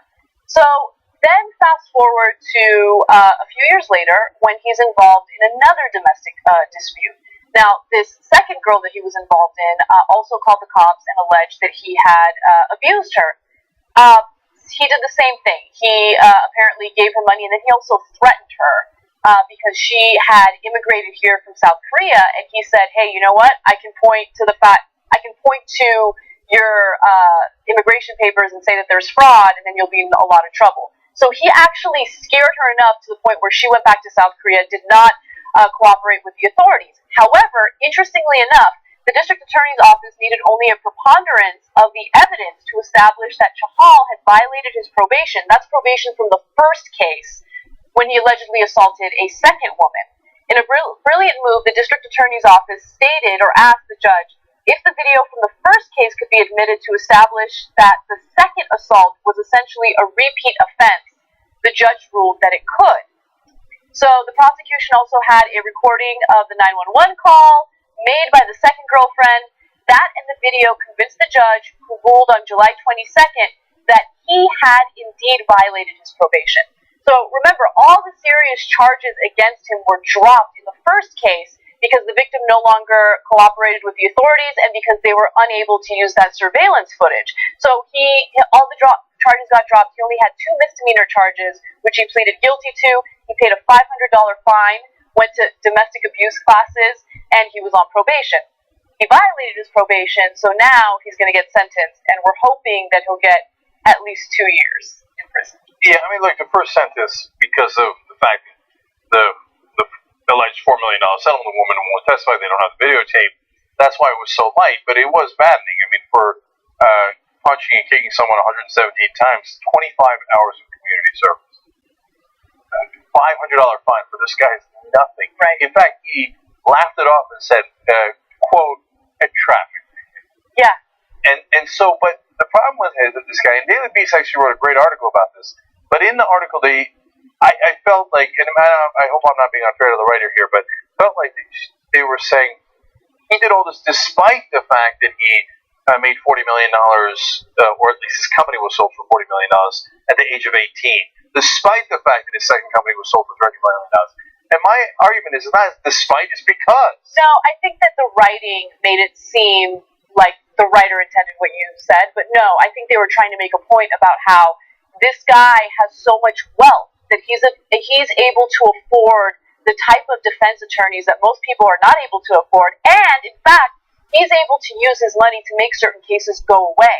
So apparently he was so connected that he had the ability to pay off someone who could convince the district attorney to drop charges. That's at least what they were claiming, yeah. That he was ready to pay another $1 million yes. to make this go away. It even, according to those emails, all the way went up to Willie Brown. Now, we don't know that it really did. That was his friend claiming that. Right. So, now, look, I want to be clear. I'm not saying because he had a lot of money, it made him do this. Of course not. I'm not saying the guys in Silicon Valley normally do this. Of course not. What I'm saying is that since he got so rich so young, and it seemed like probably to him, what happens when you get that wealthy or that powerful? You get surrounded by a bunch of yes men, and especially before you've had a chance to mature, and so you don't understand the consequences of your actions. I'm not trying to excuse him with the affluenza case. I'm trying to say that's why he would be stupid enough, after having gotten away with it the first time around in such an egregious case, right, to do it again. Because he thought, well, I got away with it the first time. I got all this money when I was 18. I've got all this power. No one ever challenges me. I'm going to keep on getting away with it. Yeah, look, I think that more than anything, he believed that he was above the law and that he could make any case go away. And that emboldens a person, which is why it's important to make sure that justice is served regardless of someone's socioeconomic status. I'm not saying go after them aggressively and make them do, hard time for minor offenses, But I am saying that, the issue that we have right now with the two-tier justice system is a nightmare. It's a disaster. I sound like Trump, I'm sorry. It's a mess. We're not winning with it anymore. Mostly because you can't have a system that continuously sends this message to the wealthy that they can get away with bad behavior over and over again. The TV show Extra, presumably before all this happened, of course, had ranked him America's most eligible bachelor. I mean, they didn't know. That was definitely before the abuse charges. So. I would hope so. Yeah. By the way, let's also note for the record that Donald Trump has ruined some of the words in the English language. I know. I can't say disaster anymore without, kind of cringing. Or tremendous, or winning, or losing. Yeah. Or if you say very or many too many times in a row. And certainly the word mess, gone. I know. Done. The word mess is now a mess. That's what it is. We're not winning with the mess. We're not winning with the word mess anymore. Yep. All right. Moving on. Recently, a man who is in the same prison as Dylann Roof, the person who shot up a church in South Carolina, killing 9 individuals, beat Dylann Roof in the face by punching him in the face and the back of the neck. Now, that story became such a headline that Dwayne Stafford, the man who did assault Dylann Roof in prison, has basically garnered enough support to be released on bond. Okay, so he had a $100,000 bond.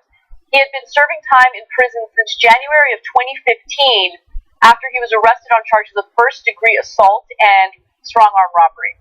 Now, I should note that he has not stood trial yet, which is why he was just released on bond. He didn't have the money to do it before, but because of the crowdfunding, people had contributed to his commissary account, and also, we don't know exactly who it is. It could be one person, it could be a few people. He got enough money to be released until his trial date. Look, I don't think you should reward bad behavior. What I do think is interesting about this story is that he's been in prison since January of 2015 waiting trial in a country that's supposed to offer you or give you a quick and speedy trial. That's almost like it's in the Constitution. Yeah, weird, right? Yet, if you're powerless, let's just sit in jail for a long, long time. So, first I'd like to start, though, on a goofy note.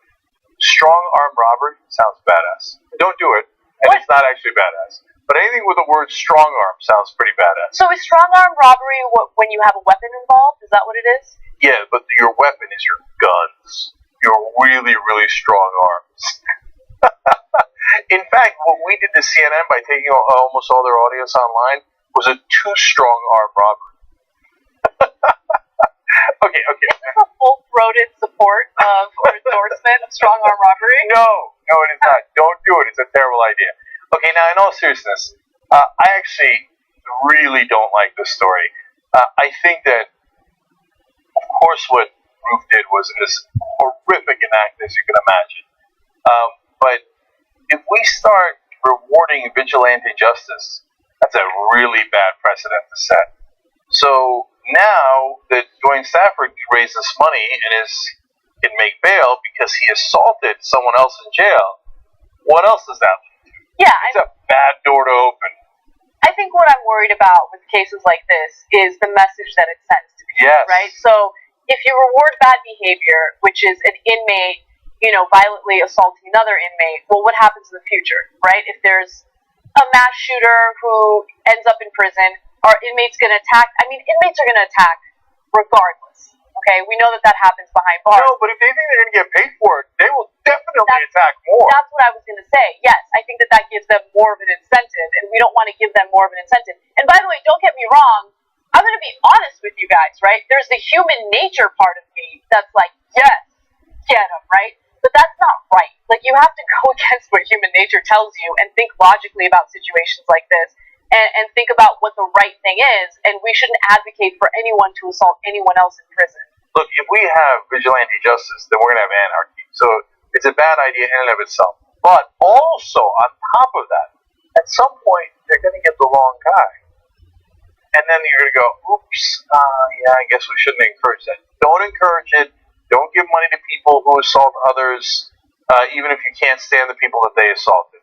But Anna, you're also right that this is not a speedy trial. This is outrageous that he's been in jail for that long without any trial. What if he didn't do it? That's and then exactly you just spent like years of your life in jail, which is totally unfair. It's insane. I can't believe it. And I know people are going, oh, well, maybe he's probably guilty. You don't know that. That's the reason why we have trials, right? And that's why it's supposed to be a quick and speedy trial to ensure that a person isn't just locked away behind bars for years on end before we determine whether or not they're guilty. There's a problem when it comes with how the system is structured. Everyone's going to agree. No one's going to say, oh, yeah, we should totally have vigilantes in jail beating up the guys that we don't like. Why do people put in certain sectors? Dylan Roof is in protective areas of the prison, right? Because this is obviously what happened. Even if they don't think they're going to get famous or infamous for beating them in prison. So it's hard to call this happening. So I don't know how people would think. It's the same way you think someone's going to go viral on the internet. Somebody's going to pick up on this. I beat up the famous guy who everyone hates outside of the prison. I'm going to get something for this. I can see how you can think that and therefore it'd be anarchy. I hear you. But whose responsibility is it to stop this? We talk about police violence all the time, and so the main thing is none of these police, generally, that's a big generalization, but most of these police don't get convicted. They circle the wagons and they make sure these guys don't get convicted. So therefore, the anger that arises from it is higher, it's tenfold. So if you actually do something about the fact these cops are doing things that are wrong when they are wrong, less people will be so ready to jump on every one of them. So you should protect your cops, first of all, by doing right by them, by going through the system correctly. That's one kind of part of it. If the story didn't come about Dylan Roof going to Burger King after them going on a fucking manhunt to catch this armed and dangerous individual who murdered multiple people, then maybe this many people wouldn't be so upset about him being taken and treated with kid gloves, and then when someone beats his ass, they want to give him enough money to get out. So that inspiration doesn't start with someone just hating Dylan Roof because of his face. They hate him because of what the system did to allow him to be hated so much. But if you start right from the top, you have power. You're the fucking system. If you're right, then no one will even be so upset at you. You might be able to balance this out a little bit. The only people who are inspired by hateful acts are hateful people, rather than people who just don't like the hateful acts that you keep doing. Dude, I totally get it. Because I think about those victims and the victims' families and the message that we sent by allowing that guy to stop at Burger King after he gunned down innocent people in a church, right? Like, I get it. I get the anger. But here's the thing. Being an adult sucks. Because being an adult, the worst part about being an adult is that you constantly have to do things that go against human nature. And human nature tells me, yeah, root for that guy. Dylan Roof fucking deserves it, right? But it's not the right way to go about it because it has long-term ramifications that are potentially disastrous for people in prison, and I don't want that. Yeah, but I will disagree with JR on this. Look, you're right. The way the system treats people differently is further maddening. And the fact that they were so pleasant to Roof when they picked them up, they have not been so pleasant to people who are actually totally innocent in other circumstances and killed unarmed people over and over again. It further enrages people. But trust me, Dylan Roof, after having killed 9 people in that church, he was saying he did it because he's a white supremacist, right, etc. You're going to get beat down in jail no matter what. And my real beef is actually, in this case, is with the prison guards. I don't know why all of a sudden the law does not apply inside a prison. Like, oh, you go into prison, oh, well, of course they're going to let you beat people down, there's going to be rape, they're going to do all these things. So I wish they would apply the law equally no matter what, even to protect a monster like Roof. All right, let's take a break. When we come back, some fun stories, including a man who has a longtime girlfriend and a wife, and their feud regarding who would write his obituary. Drums.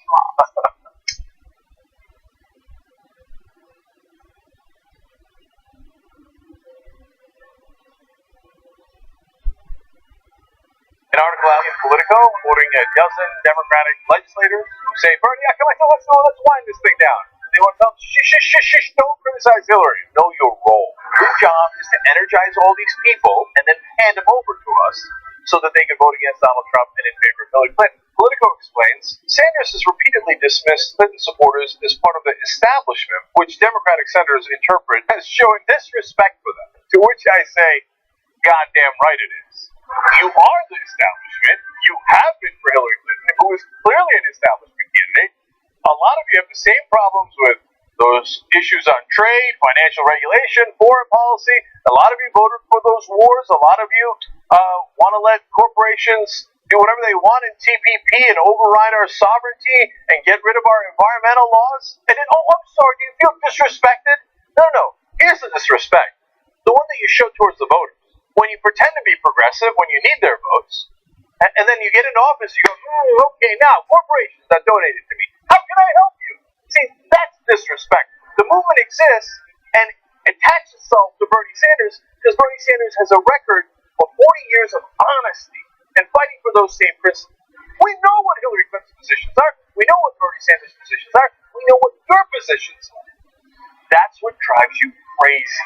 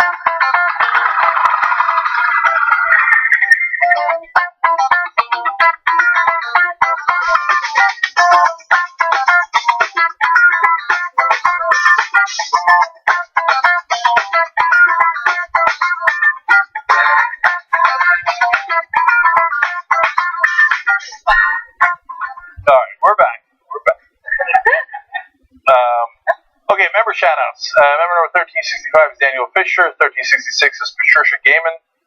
Daniel, Patricia, you guys are awesome. We'll talk in the post game about what's going on in our lives. Yes. I had a lovely weekend. My family was away. Damn. Mm-hmm. What a sentence. No. I'm going to see them for the second half of this week. Does that mean that you partook in edibles of sorts? Mm-hmm. This post game. A little dangerous. tytnetwork.com/join. Okay, let me read you some tweets. Mrs. Pico writes in, people need to relax. He's her coach. Not everything is microaggressive. Wives get called better half all the time. They do, which I actually find to be patronizing.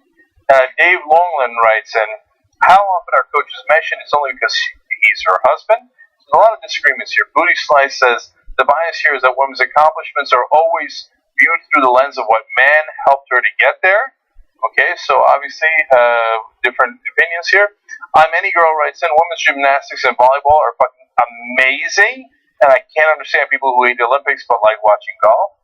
Well, don't worry, I don't like either. So, I'm covered there. A Nerdy Panda writes in, gee, a powerful person thinking they can do anything they want, referring to Mr. Garbage, says, I call it the Cosby-Ailes syndrome.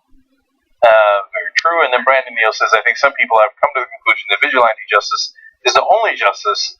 Two-tier justice system side effect?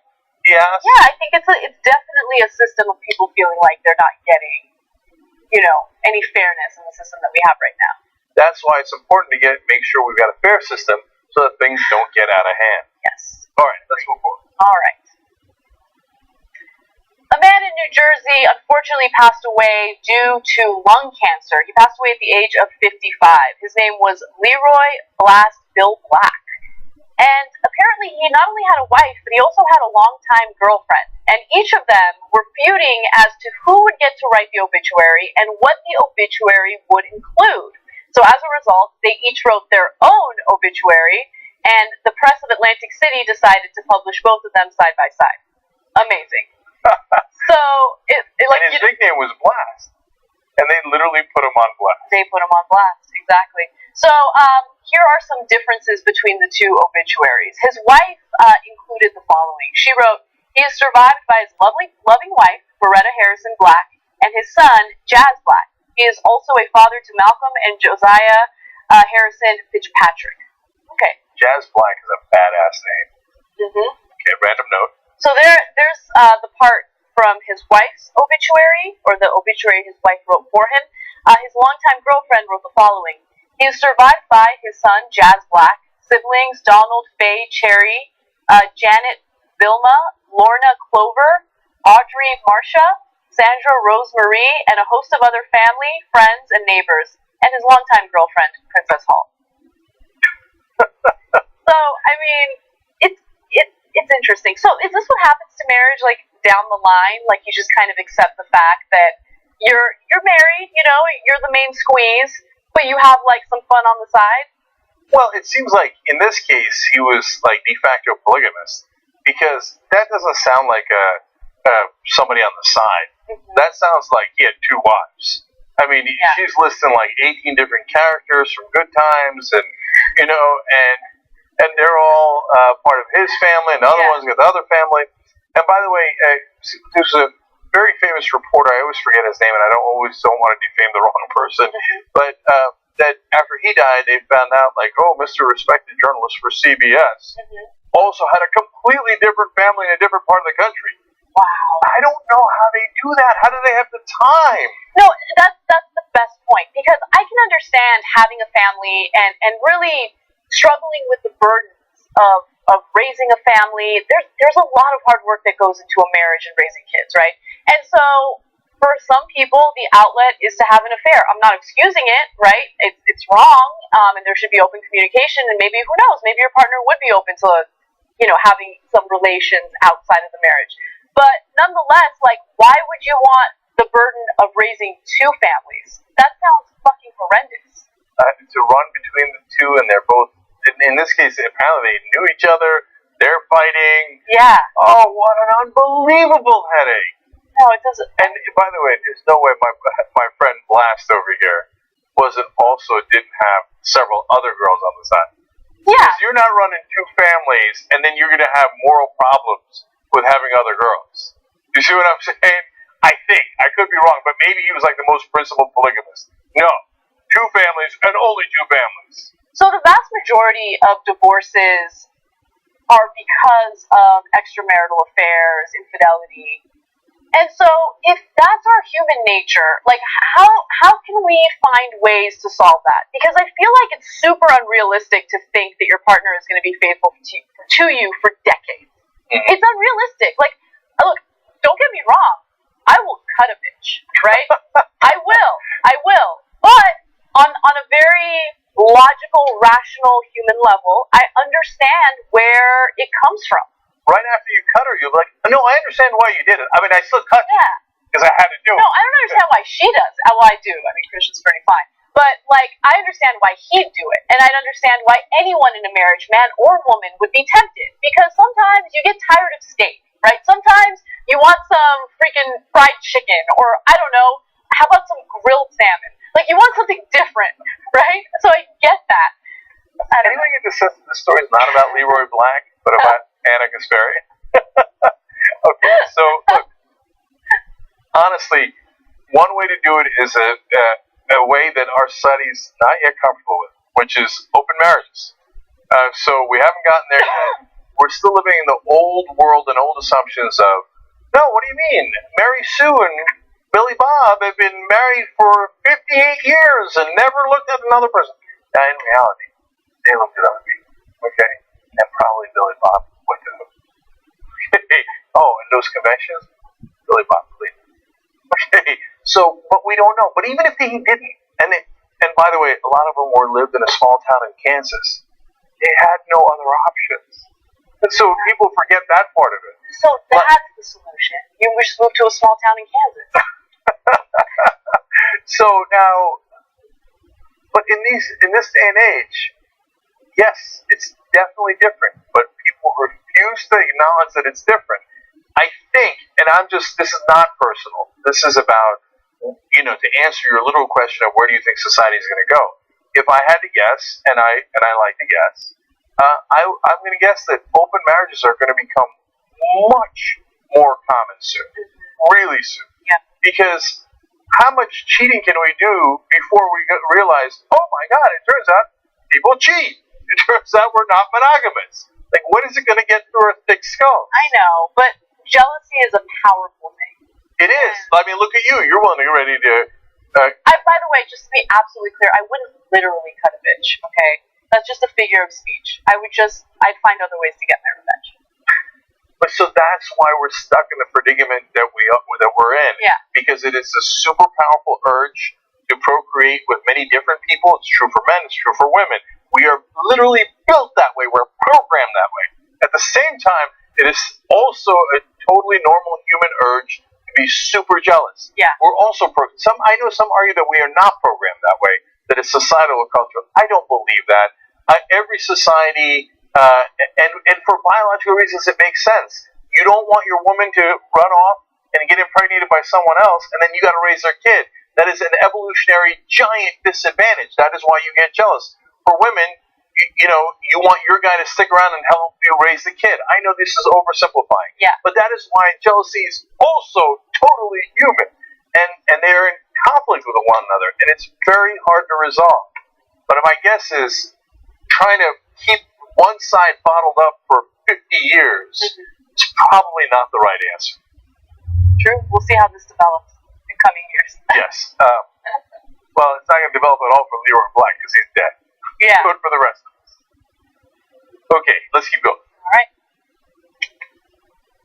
Zika virus continues to be a huge problem worldwide, but especially in Florida, where already there have been 15 cases of women who've had Zika virus and were pregnant. Now, the U.S. Food and Drug Administration, though, is approving something. It's approving let me start that again.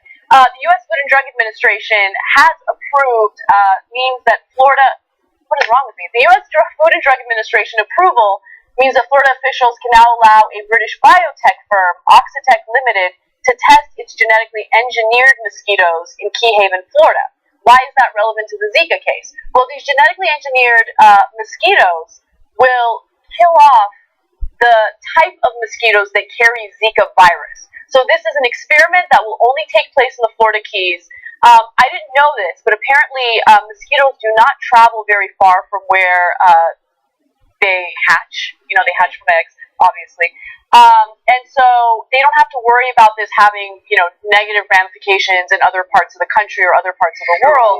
But they've already tested this in other countries that have issues with mosquitoes spreading viruses, including Brazil, Panama, and the Cayman Islands. Apparently, they reduced the population of this particular type of mosquito by 90%. So let me tell you how it works. Can they create mutant offshore bank accounts, which also eliminate the offshore bank accounts of the very rich in America that hide their money there? No, but that'd be really interesting. That would be. Yeah, that would be a good genetically modified thing to support. Now, through genetic engineering, the firm's male mosquitoes contain a deadly gene that leads them and their offspring to die in the wild. Released in droves, the males mate with wild mosquitoes and die off, with their sterile offspring dying as well. So, look, I think that this is a good idea and I support it. I do. I think that Zika virus is serving as a huge issue right now, especially in Brazil. And when you think about countries like Brazil that are not very lenient when it comes to abortion, I mean, think about what these women have to go through if they do give birth to a child with microcephaly. That's also an issue here. Yeah, Marco Rubio is saying, this is mostly affecting Florida, he's the senator from Florida, he's saying, no, you should have the kid. Oh, thanks for making that decision for me, Marco, I really appreciate it. Yeah. So it's not just a problem in Brazil, it's also here, because we have religious nuts who want to control your lives and tell you, what kind of baby you should have and not have, etc. So it's madness. But Anna, I'm a little worried about this. I mean, why? This sounds like the beginning of an apocalyptic movie. The mutant mosquitoes have been released in Florida, but officials assure us that the OX513A mosquito that they created will not cause any trouble. They also assure us they will not leave the local area. And then you see the next scene. And they're everywhere, and we're also... The mosquitoes only travel about 100 yards from their homes during their lifetime. So, how did they get here from Brazil? Dun, dun, dun, dun. Okay. They did not fly here from Brazil, Jake. The Zika virus mosquitoes? I have no idea how they got here. Do you know? I don't know how they got here, but they didn't fly here from Brazil. That I do know. Okay. Anyway, but here's an interesting fact that I think everyone should know. I hate mosquitoes, and I always thought, well, why don't we just eliminate all mosquitoes and we'll all be happy, right? But it turns out that... I like the way you frame that, like, you're the one person who hates mosquitoes. The rest of us are okay with them. Yeah, we all hate mosquitoes. Yeah, you're really lucky you grew up in LA, where there's very few mosquitoes. Because of the drought and all that stuff. And because of many different things. Yeah. But in most other parts of the world, mosquitoes, oh my God, if you lived in other places, they're a menace. They're a menace. You can't go out at night. I hate mosquitoes. I run when I see mosquitoes. If there's a mosquito in my apartment, I cannot sleep there that night. I have to ensure that it's mosquito free, because all I can think about is how it's going to suck my blood in the middle of the night. That's kind of what they do. And give me diseases. But anyway, so look, I'm glad that they're going to do this experiment. As I said, this is not the first time that scientists have tried this. They have done it in other countries. It has worked. So hopefully this will be a solution to mitigate the impact of Zika virus. So you were going to tell us the upsides of mosquitoes. Oh, that's where I was going to go. Yes. So apparently they do help in pollination, which I did not expect. And there are some birds and fish that eat mosquitoes and rely on mosquitoes. Sure, of course. And so it's part of the natural cycle. I'd be really careful about wiping out anything. And I'd also be careful about creating any mutant animal and thinking, it won't be an issue. So I'm a little worried about this because unintended consequences. And look, I love science. Nobody loves science more than I do. I'm number one at loving science. I'm winning with loving science. Okay, the rest of you, you're losing with it. You're a mess. Having said that, let's be a little careful because sometimes the mutants wind up getting out of control. I mean, I saw X-Men Apocalypse, and it is not good news. You know, genetically modifying things sometimes works out, I feel like. You know? Mm-hmm. I feel like we need it, especially with climate change and all that. So, I don't know. I'm very curious to see how this plays out. We'll keep you guys updated. Okay, don't get me wrong. We will genetically modify humans. You're going to start me on another round. Okay? And in the beginning, it will be really good because we'll wipe out a lot of disease that way.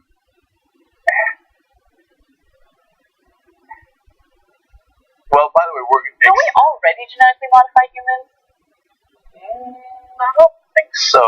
I mean, I could be wrong, but if we do, we have just dipped our toe in. But what we can do going forward is genetically modify the fetuses so they don't get certain diseases. And it's super trippy. I mean, they wouldn't say this for a post game, but you could actually genetically modify people who are already alive and they're not fetuses. And it gets unbelievable. The things that you can fix about a person or change about a person while they're still alive. So all that is technically possible and starting to come forward. But then we are going to extinct our species. It's okay. I mean, we might just have a better species. But the Homo sapiens are going to advance to the point where they're no longer going to be around. It's going to be another species with different DNA. Damn. I don't know. I'm open to it. And it all started with the mutant mosquitoes. Okay. I said X-Men Apocalypse. That's a movie, right? I didn't actually see it. Okay, all right. All right. Always in the name of honesty. All right. Apparently we're out of time. It's a shame. There was other great stories too. That's what happens when your host can't shut up in the first hour. All right, guys, we do have a post game for you. Yes, I had a little bit of extracurricular activities over the weekend. They were fun.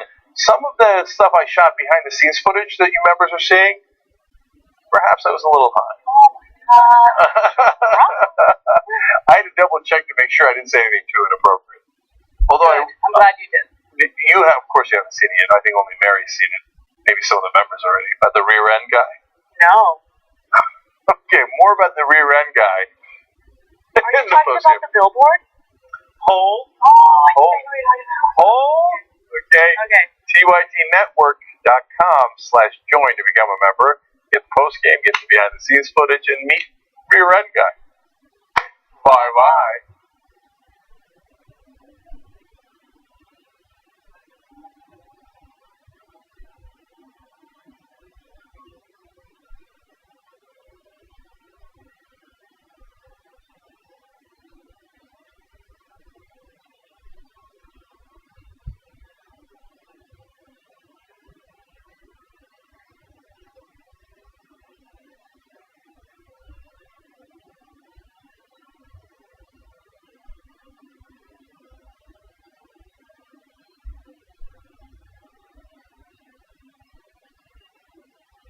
Well, then why would you assume that it is there for a gun? You know? It's so weird. Why can't we get binoculars? I don't know. Binoculars Why? to be able to get Why? Because sight on your rifle. Shouldn't the bare minimum be to just be able to say beyond a reasonable doubt that it is absolutely a gun? You know? Look, why? I mean, it's embedded in the language as well. Like the perception of a threat is so vague and it's so like impossible to disprove that in almost every instance of cop shootings, in almost every instance of use of excessive force, it's very hard to prosecute and charge police officers with criminal behavior. I mean, and that's why when you have 1,200 cases in 2015 and only 12 charges were brought, and only 2 of those 12 charges was actually manslaughter. Like, it's crazy to me. I mean, there's certain steps we can take in the process, like don't have the local district attorney prosecute these cases because they work hand in glove with the police officers every day. It's going to be real weird to be like, all right, case 1, Officer Johnson found drugs in the location. Case 2, Officer Johnson shot somebody like a week later. Like, that's a weird dynamic. And why can't you have civilians? Like, why can't you have the citizens that pay for the municipality, like community leaders, sit on a board that also reviews these cases? Yeah. Like, it's not that crazy to expect that. I mean, we pay for the police force. We pay them to protect us. Yes, they have authority. Yes, they have to make sure that everything in the community is safe.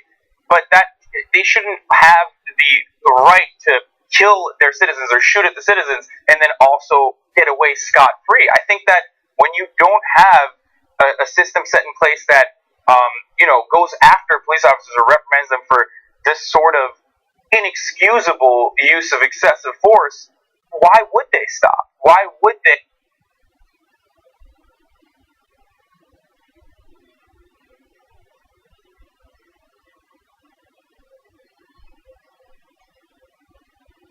Person or a white person, or it's tough. I get it. Like, there's certain people within the law enforcement community who are trying to protect their fellow officers, but like the whole underpinning of the system is rule of law and enforcing that. It's so weird. I don't know if we said this yet. He's okay. Kinsey's going to be all right. Isn't he expected to get out of the hospital, I think, a week from now or something? So luckily the cop was so fucking bad at shooting that he was aiming at the autistic man and instead hit Kinsey on the side. Yeah, such a weird. Here's a quote from Kinsey himself. I was more worried about him, being the autistic kid, because he works with him, than myself. As long as I've got my hands up, they're not going to shoot me. That's what I'm thinking. Wow, was I wrong? Yeah. Something else, and I'm glad. I mean, this would have been a straight up like it's so cut and dry to have a man sitting there with his arms up, not doing anything. In like explaining who he is, why, like what the situation is. I think that's another crucial part of this whole story is that he's saying, okay, like I am in this community group, like he's trying to give context to the officers, like what is happening here, and it really felt like it fell on deaf ears, and then it comes again to the question of training. And then they're talking about calling for officers to be trained with dealing with autism and mental health related issues, which that's good. Of course, that's a good step to take. But is it necessarily the right one in this instance? Is it a symptom of cops not being trained appropriately to deal with mental issues, or is it something different? You know what I mean? There's a lot of training, but I don't know why I shot you. That's the thing. Yeah. Like, I don't know why I shot you. Why are you so trigger happy? Why? Yeah, like why? You should know. You should have an answer. And I want to hear if the claim is that someone said on a radio transmission that it looked like the autistic man in question was reloading his gun. I want to hear that radio transmission where someone said he's loading his gun, as opposed to the thing I can hear on cell phone footage from outside the police perimeter of the man on the ground shouting, "It's a toy truck."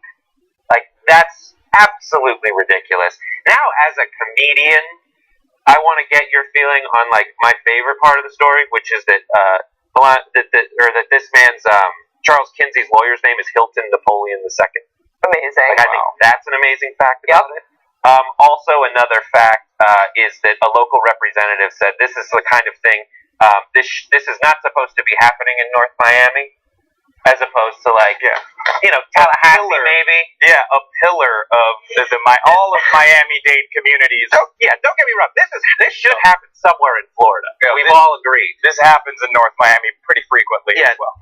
Maybe Fort Lauderdale and Miami proper, but not North Miami. This is a bastion of people on vacation. Anyways, I think, all right, we should take a break right now. Tweet us, and we'll be back in a few minutes after we get our crap together. Thank you. I'm feeling something like fear. Oh, welcome back. I cleaned up my area. Yeah, you did. It looks very nice. Sometimes when I'm talking, I do this, but it doesn't get any cleaner, so when we stopped, I did it. Thank you guys for watching. Welcome back to the second hour.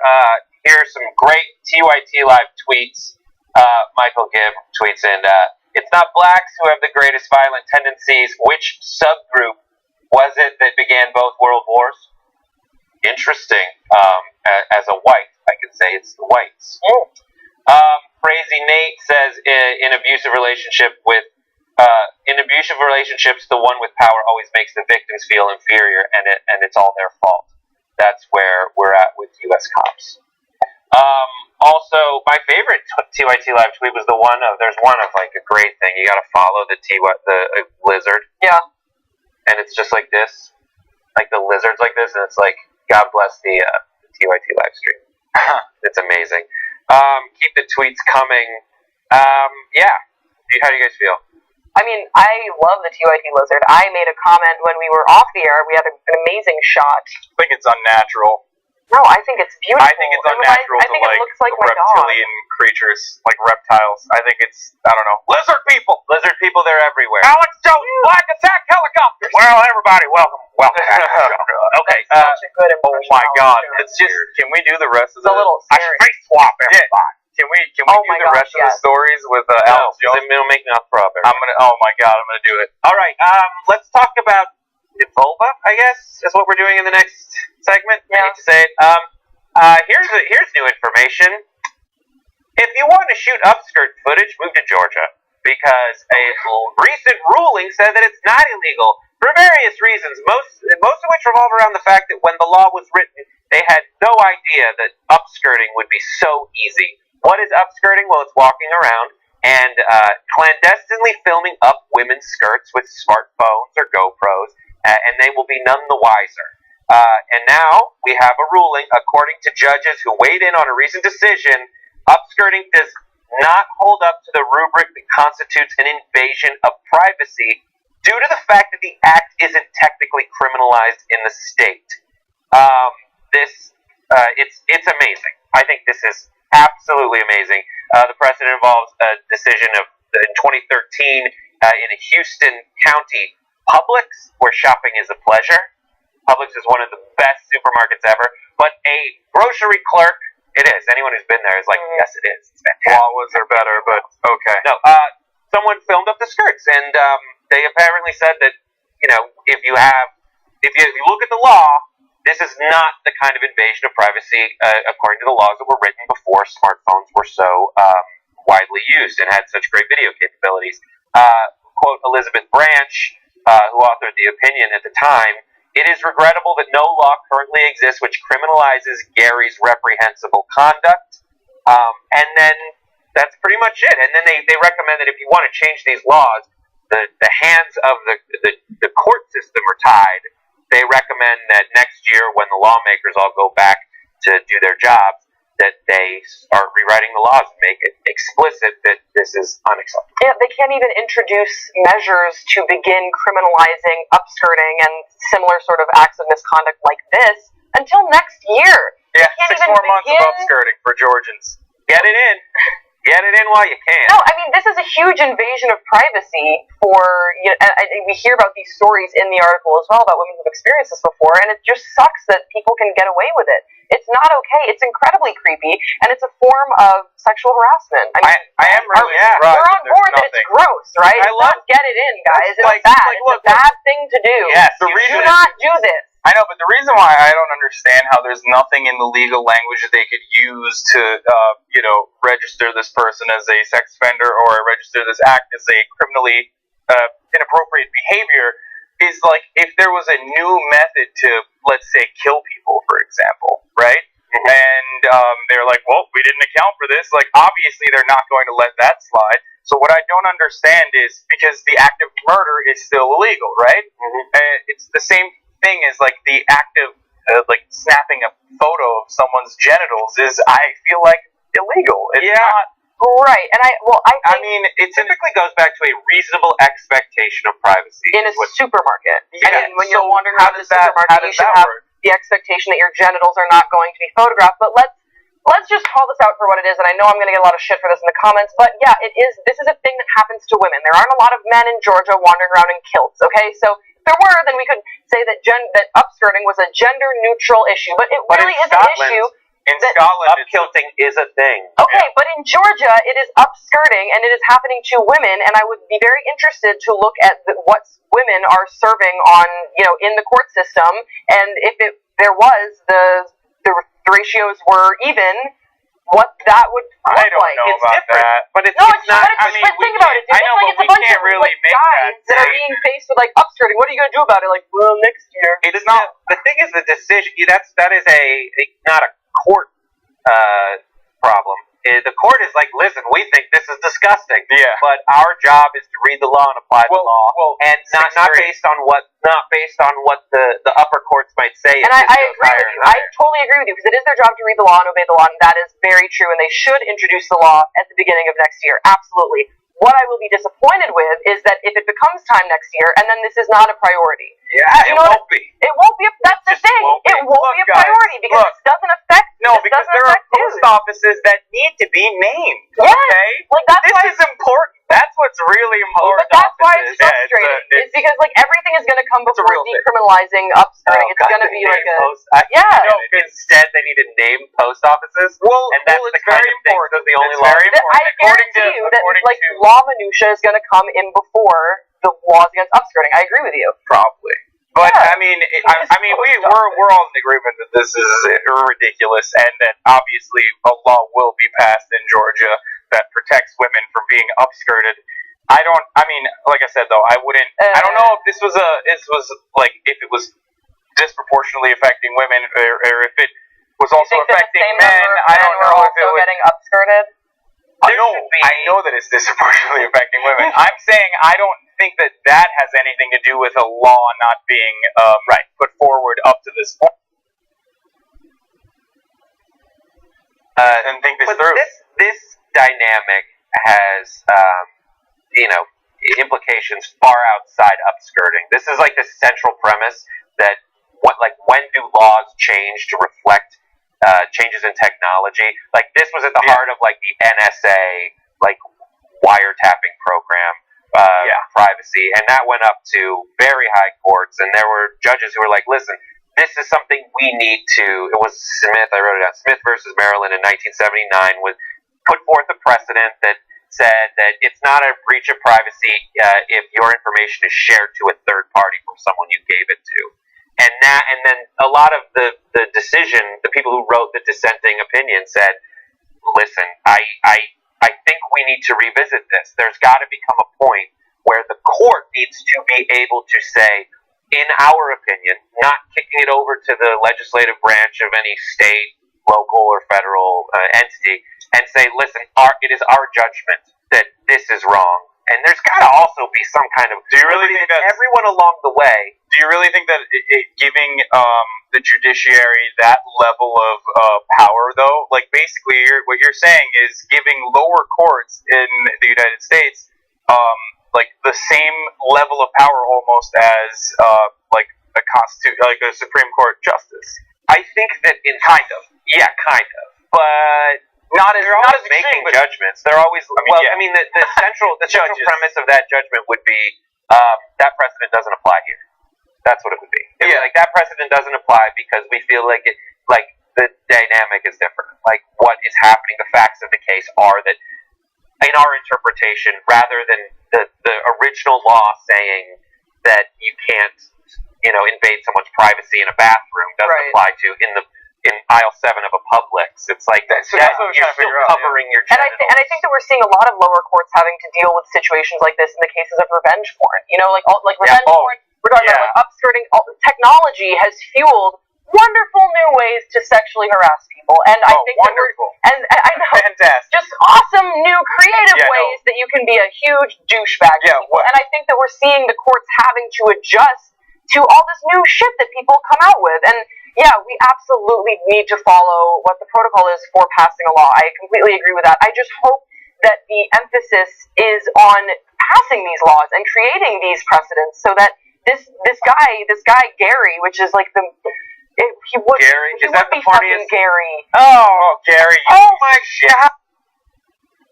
Gosh, are you saying Gary is the creepiest name? I don't know, it just works. No, I want to say that Grace is just like Gary's, reprehensible conduct. I know you're just saying things. I don't know.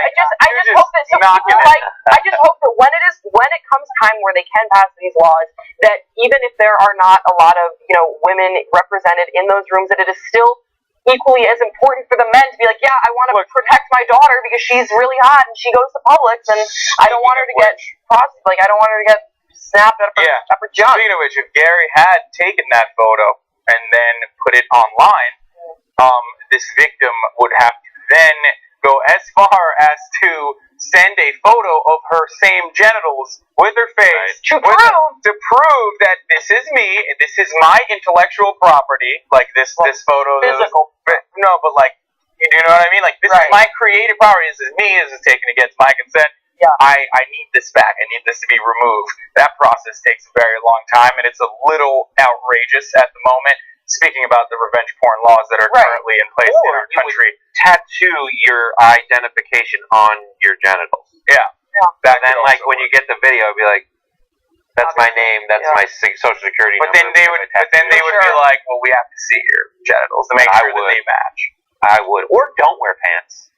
So, like, if you're an upskirt person and you get off on, like, clandestinely filming people's junk, and clandestine's a great word, by the way. Love it. Thank you for using it twice. I know. I love that word. I learned it. This is in general a terrible Debbie Downer of a story, but hopefully it gets fixed. Yeah, so now we know. Don't go to Publix. No, Publix where shopping is a pleasure. I went to a Publix to get my girl, like, in a different state, so I could get my girlfriend, like, a Publix gift, because she loves it so much. Wow. That's cute. All right, let's move on. Oh, I can see the comments, like, I can sense them. Yeah, you can. Let's just do this. Let's get into Pokemon. Yes. A State Department spokesperson called out a reporter for playing Pokemon Go during an ISIS-themed press conference. Let's take a look, shall we? As the Secretary said earlier today, though, and I think it's an important reminder, you're playing the Pokemon thing right there, aren't you? I'm just peeking at it. It's an important reminder. We know this won't be easy. We recognize it's a challenge, and we're clear-eyed about the work we still have to do. This is why we convene this important ministerial, and we'll continue to work with our coalition partners to defeat Daesh. Did you get one? No, the signal is not very good. I'm sorry about that. This is just a very real moment. This is a moment where, like, the people who created the Pokemon Go game are like, yes! And the people who care about, like, the soul of the world are like, oh my god, what do I do? That was John Kirby, a U.S. State Department spokesperson, who called out someone. I mean, that's just a fantastic interaction. Do you get your credential? I was going to say BRB playing Pokemon. Currently, there's a Diglett in the studio as we speak. Yeah, there's been one. So I'm gonna started the second hour. I know. I'm gonna just. Oh, good one. I don't know. I caught it. I didn't know. Not a big deal. But no, seriously, Pokemon Go is absolutely amazing. Even though it's the worst game ever created. It's not fun. It's not fun, but it's so addictive. I can't stop playing. It is so awesome, even though it's the worst game ever created. Explain yourself. It's such a shit game. It's just not a good, complete game. They released it. I feel like they released it too early without putting in the actual stuff that makes Pokemon so interesting. There's no user interaction with one another. The battle system is awful. You're just button mashing in Poke Gyms. You can't train with other people. You can't train your Pokemon by battling other Pokemon. Everything is messed up. So do you know what it is, Grace? Have you have Pokemon Go, for those who don't know, it just basically turned the entire world into a scavenger hunt for these mythical monsters based on the Pokemon franchise, which is in this fictional world where you go find these monsters and you capture them and you train them and you use them to fight people. But what it is you load the game and the map of your city is there. It knows where you are, and you walk around and it tells you how close these Pokemon might be, and you go search them out. And literally 20 million daily active users are using it in 35 countries. And T-Mobile saw such a spike and potential for this game that they gave their users 1 free year of Pokemon data. Some people think it's an invasion of privacy. Wait, really? I'm on T-Mobile. That's what it said. I don't know. Not a bad deal. What are you doing? Get on Pokemon Go. I was gonna say. Yeah, I have unlimited data, and AT&T consistently likes to remind me of that because I was grandfathered in, and I've been using I think I had 23 gigs. I'd logged on 23 gigs of data. I think 5 days after Pokemon had come out. It was the beginning of the month. And they were like, I think that wow, this is... we're going to stop your usage. We're going to throttle. But the reason why this story in particular interested me was that it shows how pervasive this game is and how its reach across generations, across people who actually have jobs. I think there sometimes is this thought that, if you're playing Pokemon Go during the day, that you're just doing nothing during the day, and you're just a boring teenager. Right, you're just walking around. Because you have to walk around. This is a journalist. They haven't released his identity, if I'm not mistaken. Mm-hmm. Yeah, so this is an unknown journalist. Probably better for you, dude. And this game is so incredibly popular. I don't think that we've even begun to see the extent of how it is going to affect culture and how. Well, we saw immediately. It's insane. We reported on it on Pop Trigger. Yeah, we did. Immediately after it was released, there was someone who said, I hadn't walked 100 yards before I was in a ditch. People are finding dead bodies as they go. In Wyoming rivers. And continuing to play, and only after they catch the Pokemon are they like, I should probably report this. It's amazing. Car accidents, there's obviously good and bad, and one of the worst things is that Niantic Labs is kind of questionable as far as their history. Their founder is the founder who also created Keyhole.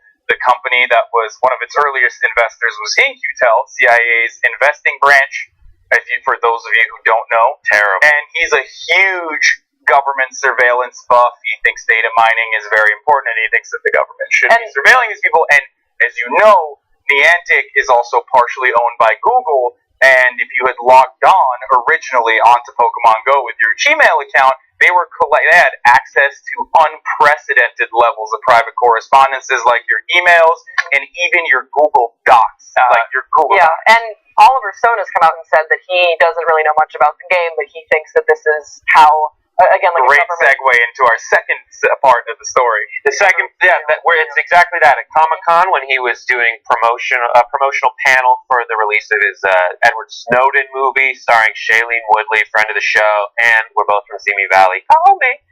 Joseph Gordon-Levitt, Zachary Quinto. He said, they're data mining every person in this room for information as to what you're buying, what you like, and above all, your behavior. Pokemon Go kicks into that. But this is everywhere. It's what some people call surveillance capitalism. It's the newest stage. It's not for profit in the beginning, but it becomes for profit in the end. It manipulates your behavior. It has happened already quite a bit on the internet, but you see it everywhere. You'll see it, new form of, frankly, a robot society. where they will know how you want to behave, and they will make the mock-up that matches how you behave and feed you. It's what they call totalitarianism. Also, friend of the show, Oliver Stone. Yeah, what's really funny to me is that Zachary Quinto was making a reference to like, oh, there's a lot of Pokemon around here, haha. Like he was trying to make a joke on the panel, and Oliver Stone was like, "Hold No joke. Yeah. No, he goes, no, it's actually no, fuck that. It's actually not funny. Here's why, and he is right. I mean, the amount of information that they're collecting through this game, they have access to your camera, they have access to seeing you, like they could surveil you nonstop around the clock, know exactly where you are at any time of the day. And a lot of these apps have built-in God modes, which means like at the executive level at least, or some people that are involved with the creation of the app know every single bit of information about you from your phone. Meaning like Uber has this, for example, they know exactly where you are. Anytime you every time you allow location services on apps like this, they know exactly where you are, even when you're not using the app for the most part, and they can track you if need be. And within most of these new terms of services, they put in clauses where they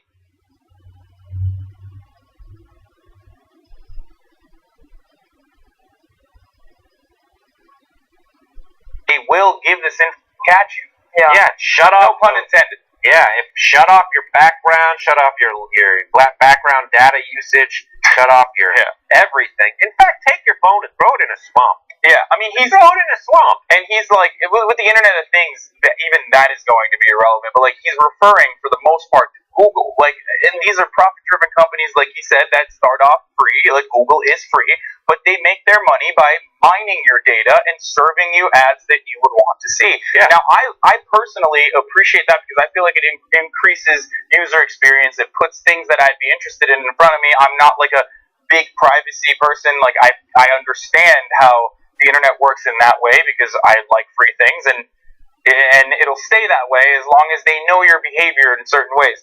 Now, what's scary about all this is the precedent of at what level can the government intervene and surveil all of your information, and just like Oliver Stone said, manipulate the realities around you and what they're serving to you to match your expectations, or how they can use it. Because like even Facebook, even the way the Facebook algorithm works, we've seen it. It's feeding into this polarization on the political landscape where you're only seeing things that you agree with, right? Yes. And that has, it's proven. Like, we know that has the power to swing an election if need be.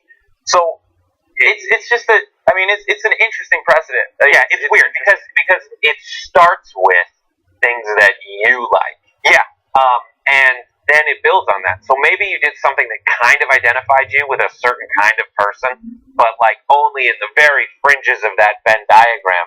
And then I always find it weird when I'm served like some real weird conspiracy stuff, because I don't believe in any of that, most of that. Yeah, but you find it interesting, so you look at that sort of stuff. Like I'm the same way. And that anchors you deeper and deeper into this category of person as far as they're concerned. So it's not necessarily what they're serving you is what you agree with. It's what they're serving you. They just augment that with a bunch of other stuff that might on the periphery. And before you know it, InfoWars, black helicopters. I was holding that in for the longest time. Black helicopters. Every time we talk about Pokemon Go, either with you or with Brett, I have ended the segment just silently feeling overwhelmingly paranoid. Yeah. Like I've gone into it thinking like, what do we think of Pokemon Go? Well, it should be. And we've talked about Niantic before, you and I, and, we've talked again about, how people are using it in the real world, and I'm just terrified. Oh, Grace, I don't like scared Grace. That's okay. Sad. We'll just move on to the next story. It'll be better. I mean, don't expect any sort of privacy in this day and age, is all I'm saying. So, like, this has been happening. This has been happening before Pokemon Go, and it will happen even more after Pokemon Go. But it won't be as cute when it happens. But it's so addictive. It's so weird. I can't stop playing it. I'm level 17, guys. Team Valor. Oh, wow. Team Valor. Okay. What is the Australian transportation? The transportation. Nope. This is a live show. I know, but come on. It's fine. My priority is to make it pretty awesome. And we're going to do it. All right, we're moving on to our other story. the Australian Transport Accident Commission has released this. Take a look. This is what you would have to look like to survive an accident. Basically, the argument is your body is only designed to withstand the kind of force that you would experience based on how fast you can move your body with your legs. Now we're in cars, and this is what you would have to look like to withstand the kind of force created by moving quickly in a car. Apparently, your feet would look pretty much the same, but you'd have an extra knee in the middle to bend. I think the heel is like all the way moved up. Like you have like like dogs, how they have that weird exactly. I don't know how that plays into the car accident thing. I don't understand all the nipples. I was just going to say that. The nipples are there to protect the rib cage. Everyone knows extra nipples will protect you in a car accident. Everyone knows that. Yeah. And also, your head.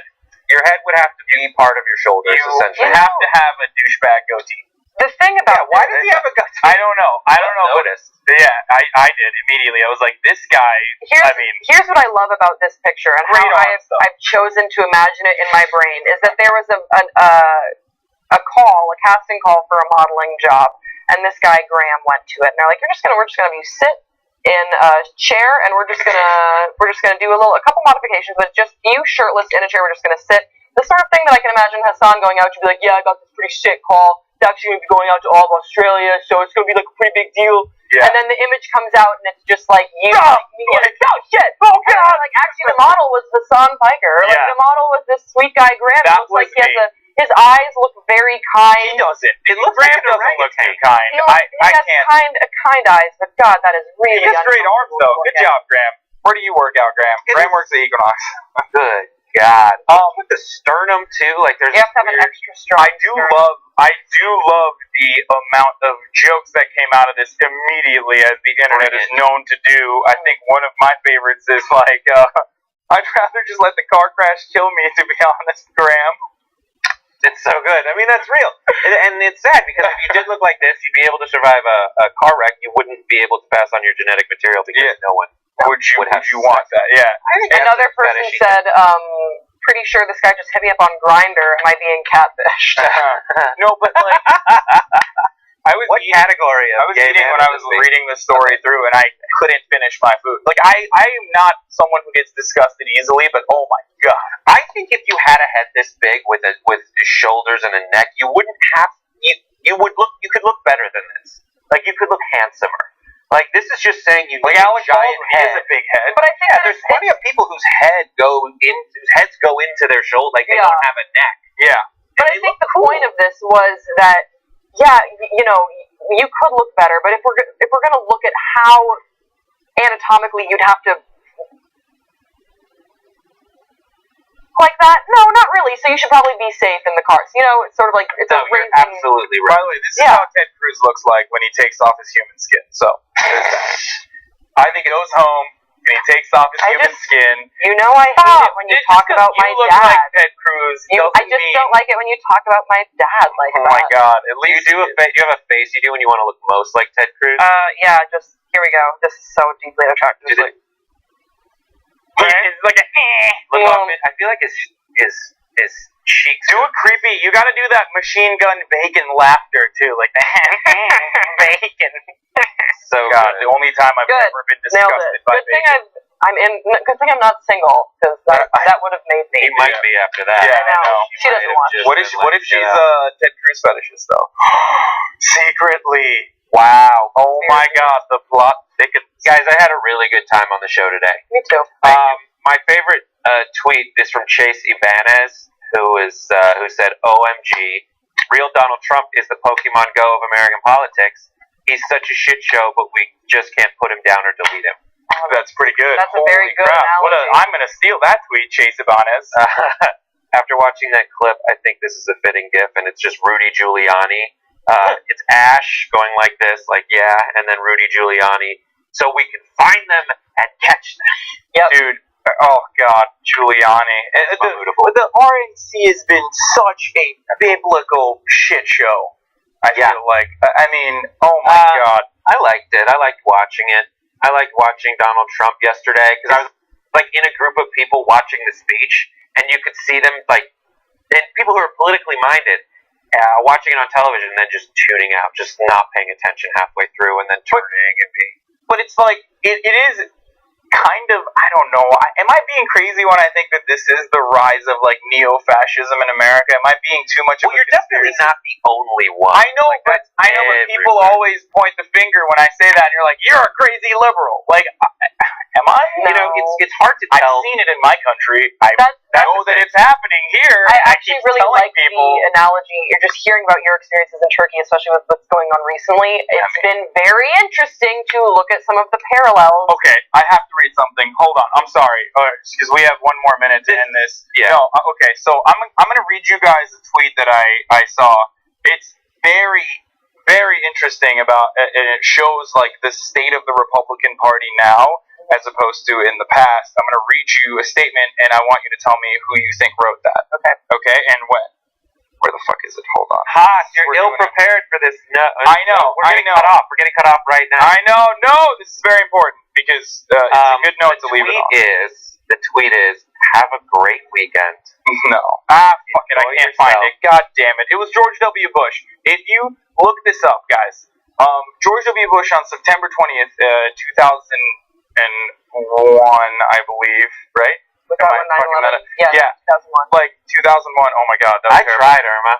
I tried. Okay, we're a minute late. Listen, read the statement directly after 9/11 that George W. Bush and his team prepared, and read the sentiment regarding Islam and Arab nations. And what did it say? And what it said. Well, basically, it's so different in clear contrast to what we think about Islam now, as opposed to back then when George W. Bush said, in a sense, these radical terrorists are hijacking Islam as well. Yeah, and we must support the Arabs in our communities, the Muslims in our communities. We must support them. We must support the Arab nations because they are being affected by affected by this terrorism almost worse than we are today, even with this tragedy.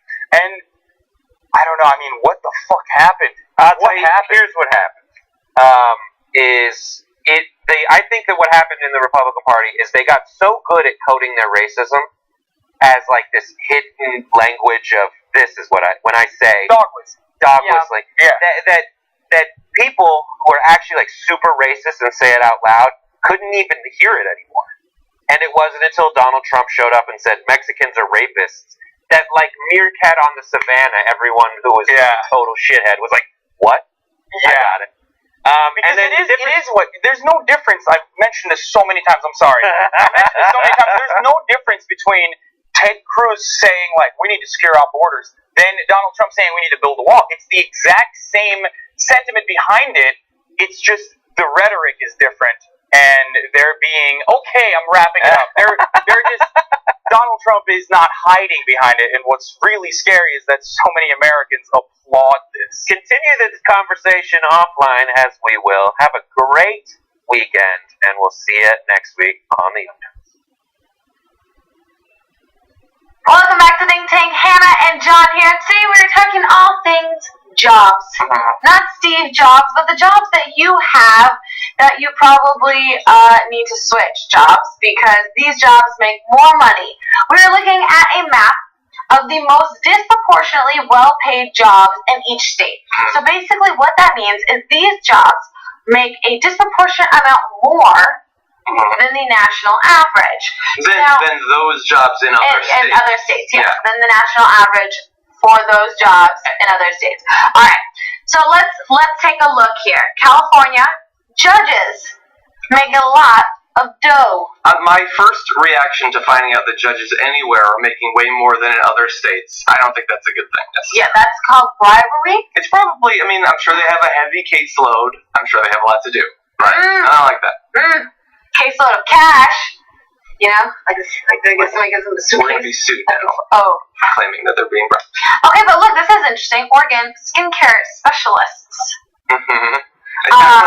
Gaming dealers over here. Yeah, I noticed that, and I instantly wondered, are they talking about people that work at casinos, or are they literally talking about people who own game stores? No. I think they're talking about game animals. Like livestock. No. You don't think? Gaming dealers? Maybe. I don't know. So I think that's Well, probably... because right above it, there's farm workers. Oh, are you saying farm workers are animals? No, but I'm saying they have a lot of livestock and game. Maybe they could hunt. be right. I'm often right. Now, legislators, like with the judges, you see legislators in the middle of the country making more money. That seems questionable. Should they make a ton of money in one state and not in others? I don't know. Oh, that is interesting. Coaches and scouts, Florida. What that means. Mississippi. Oh, sports scouts. I thought they meant literally Boy Scouts. No. I was like, you gotta move down there. If you're a Boy Scout, go to the South. No. You know what's interesting here? So in D.C., printing press operators make 120% more than the national average of the other states. So they make $80K per year versus $36K, the national average pay. What are they printing over there? I don't know. Probably money. They might literally be printing money. That's probably what it is. Yeah. So I acted flabbergasted. Yeah. Now, upon reflection. My home state of Connecticut, cargo agents make more money. Oh, like the pants. I don't the shorts. With cargo pants. If you're gonna make cargo shorts, move to Connecticut. That's not exciting. I don't like that. I do like that Hawaii has lifeguards making more money. That definitely makes sense. That does make sense, and that's great. You know what I want to know though? Why so many people are getting injured in Arizona? These people are probably hurting people so that they can be rich physical therapists. Maybe it's physical therapy for older people. Or it could be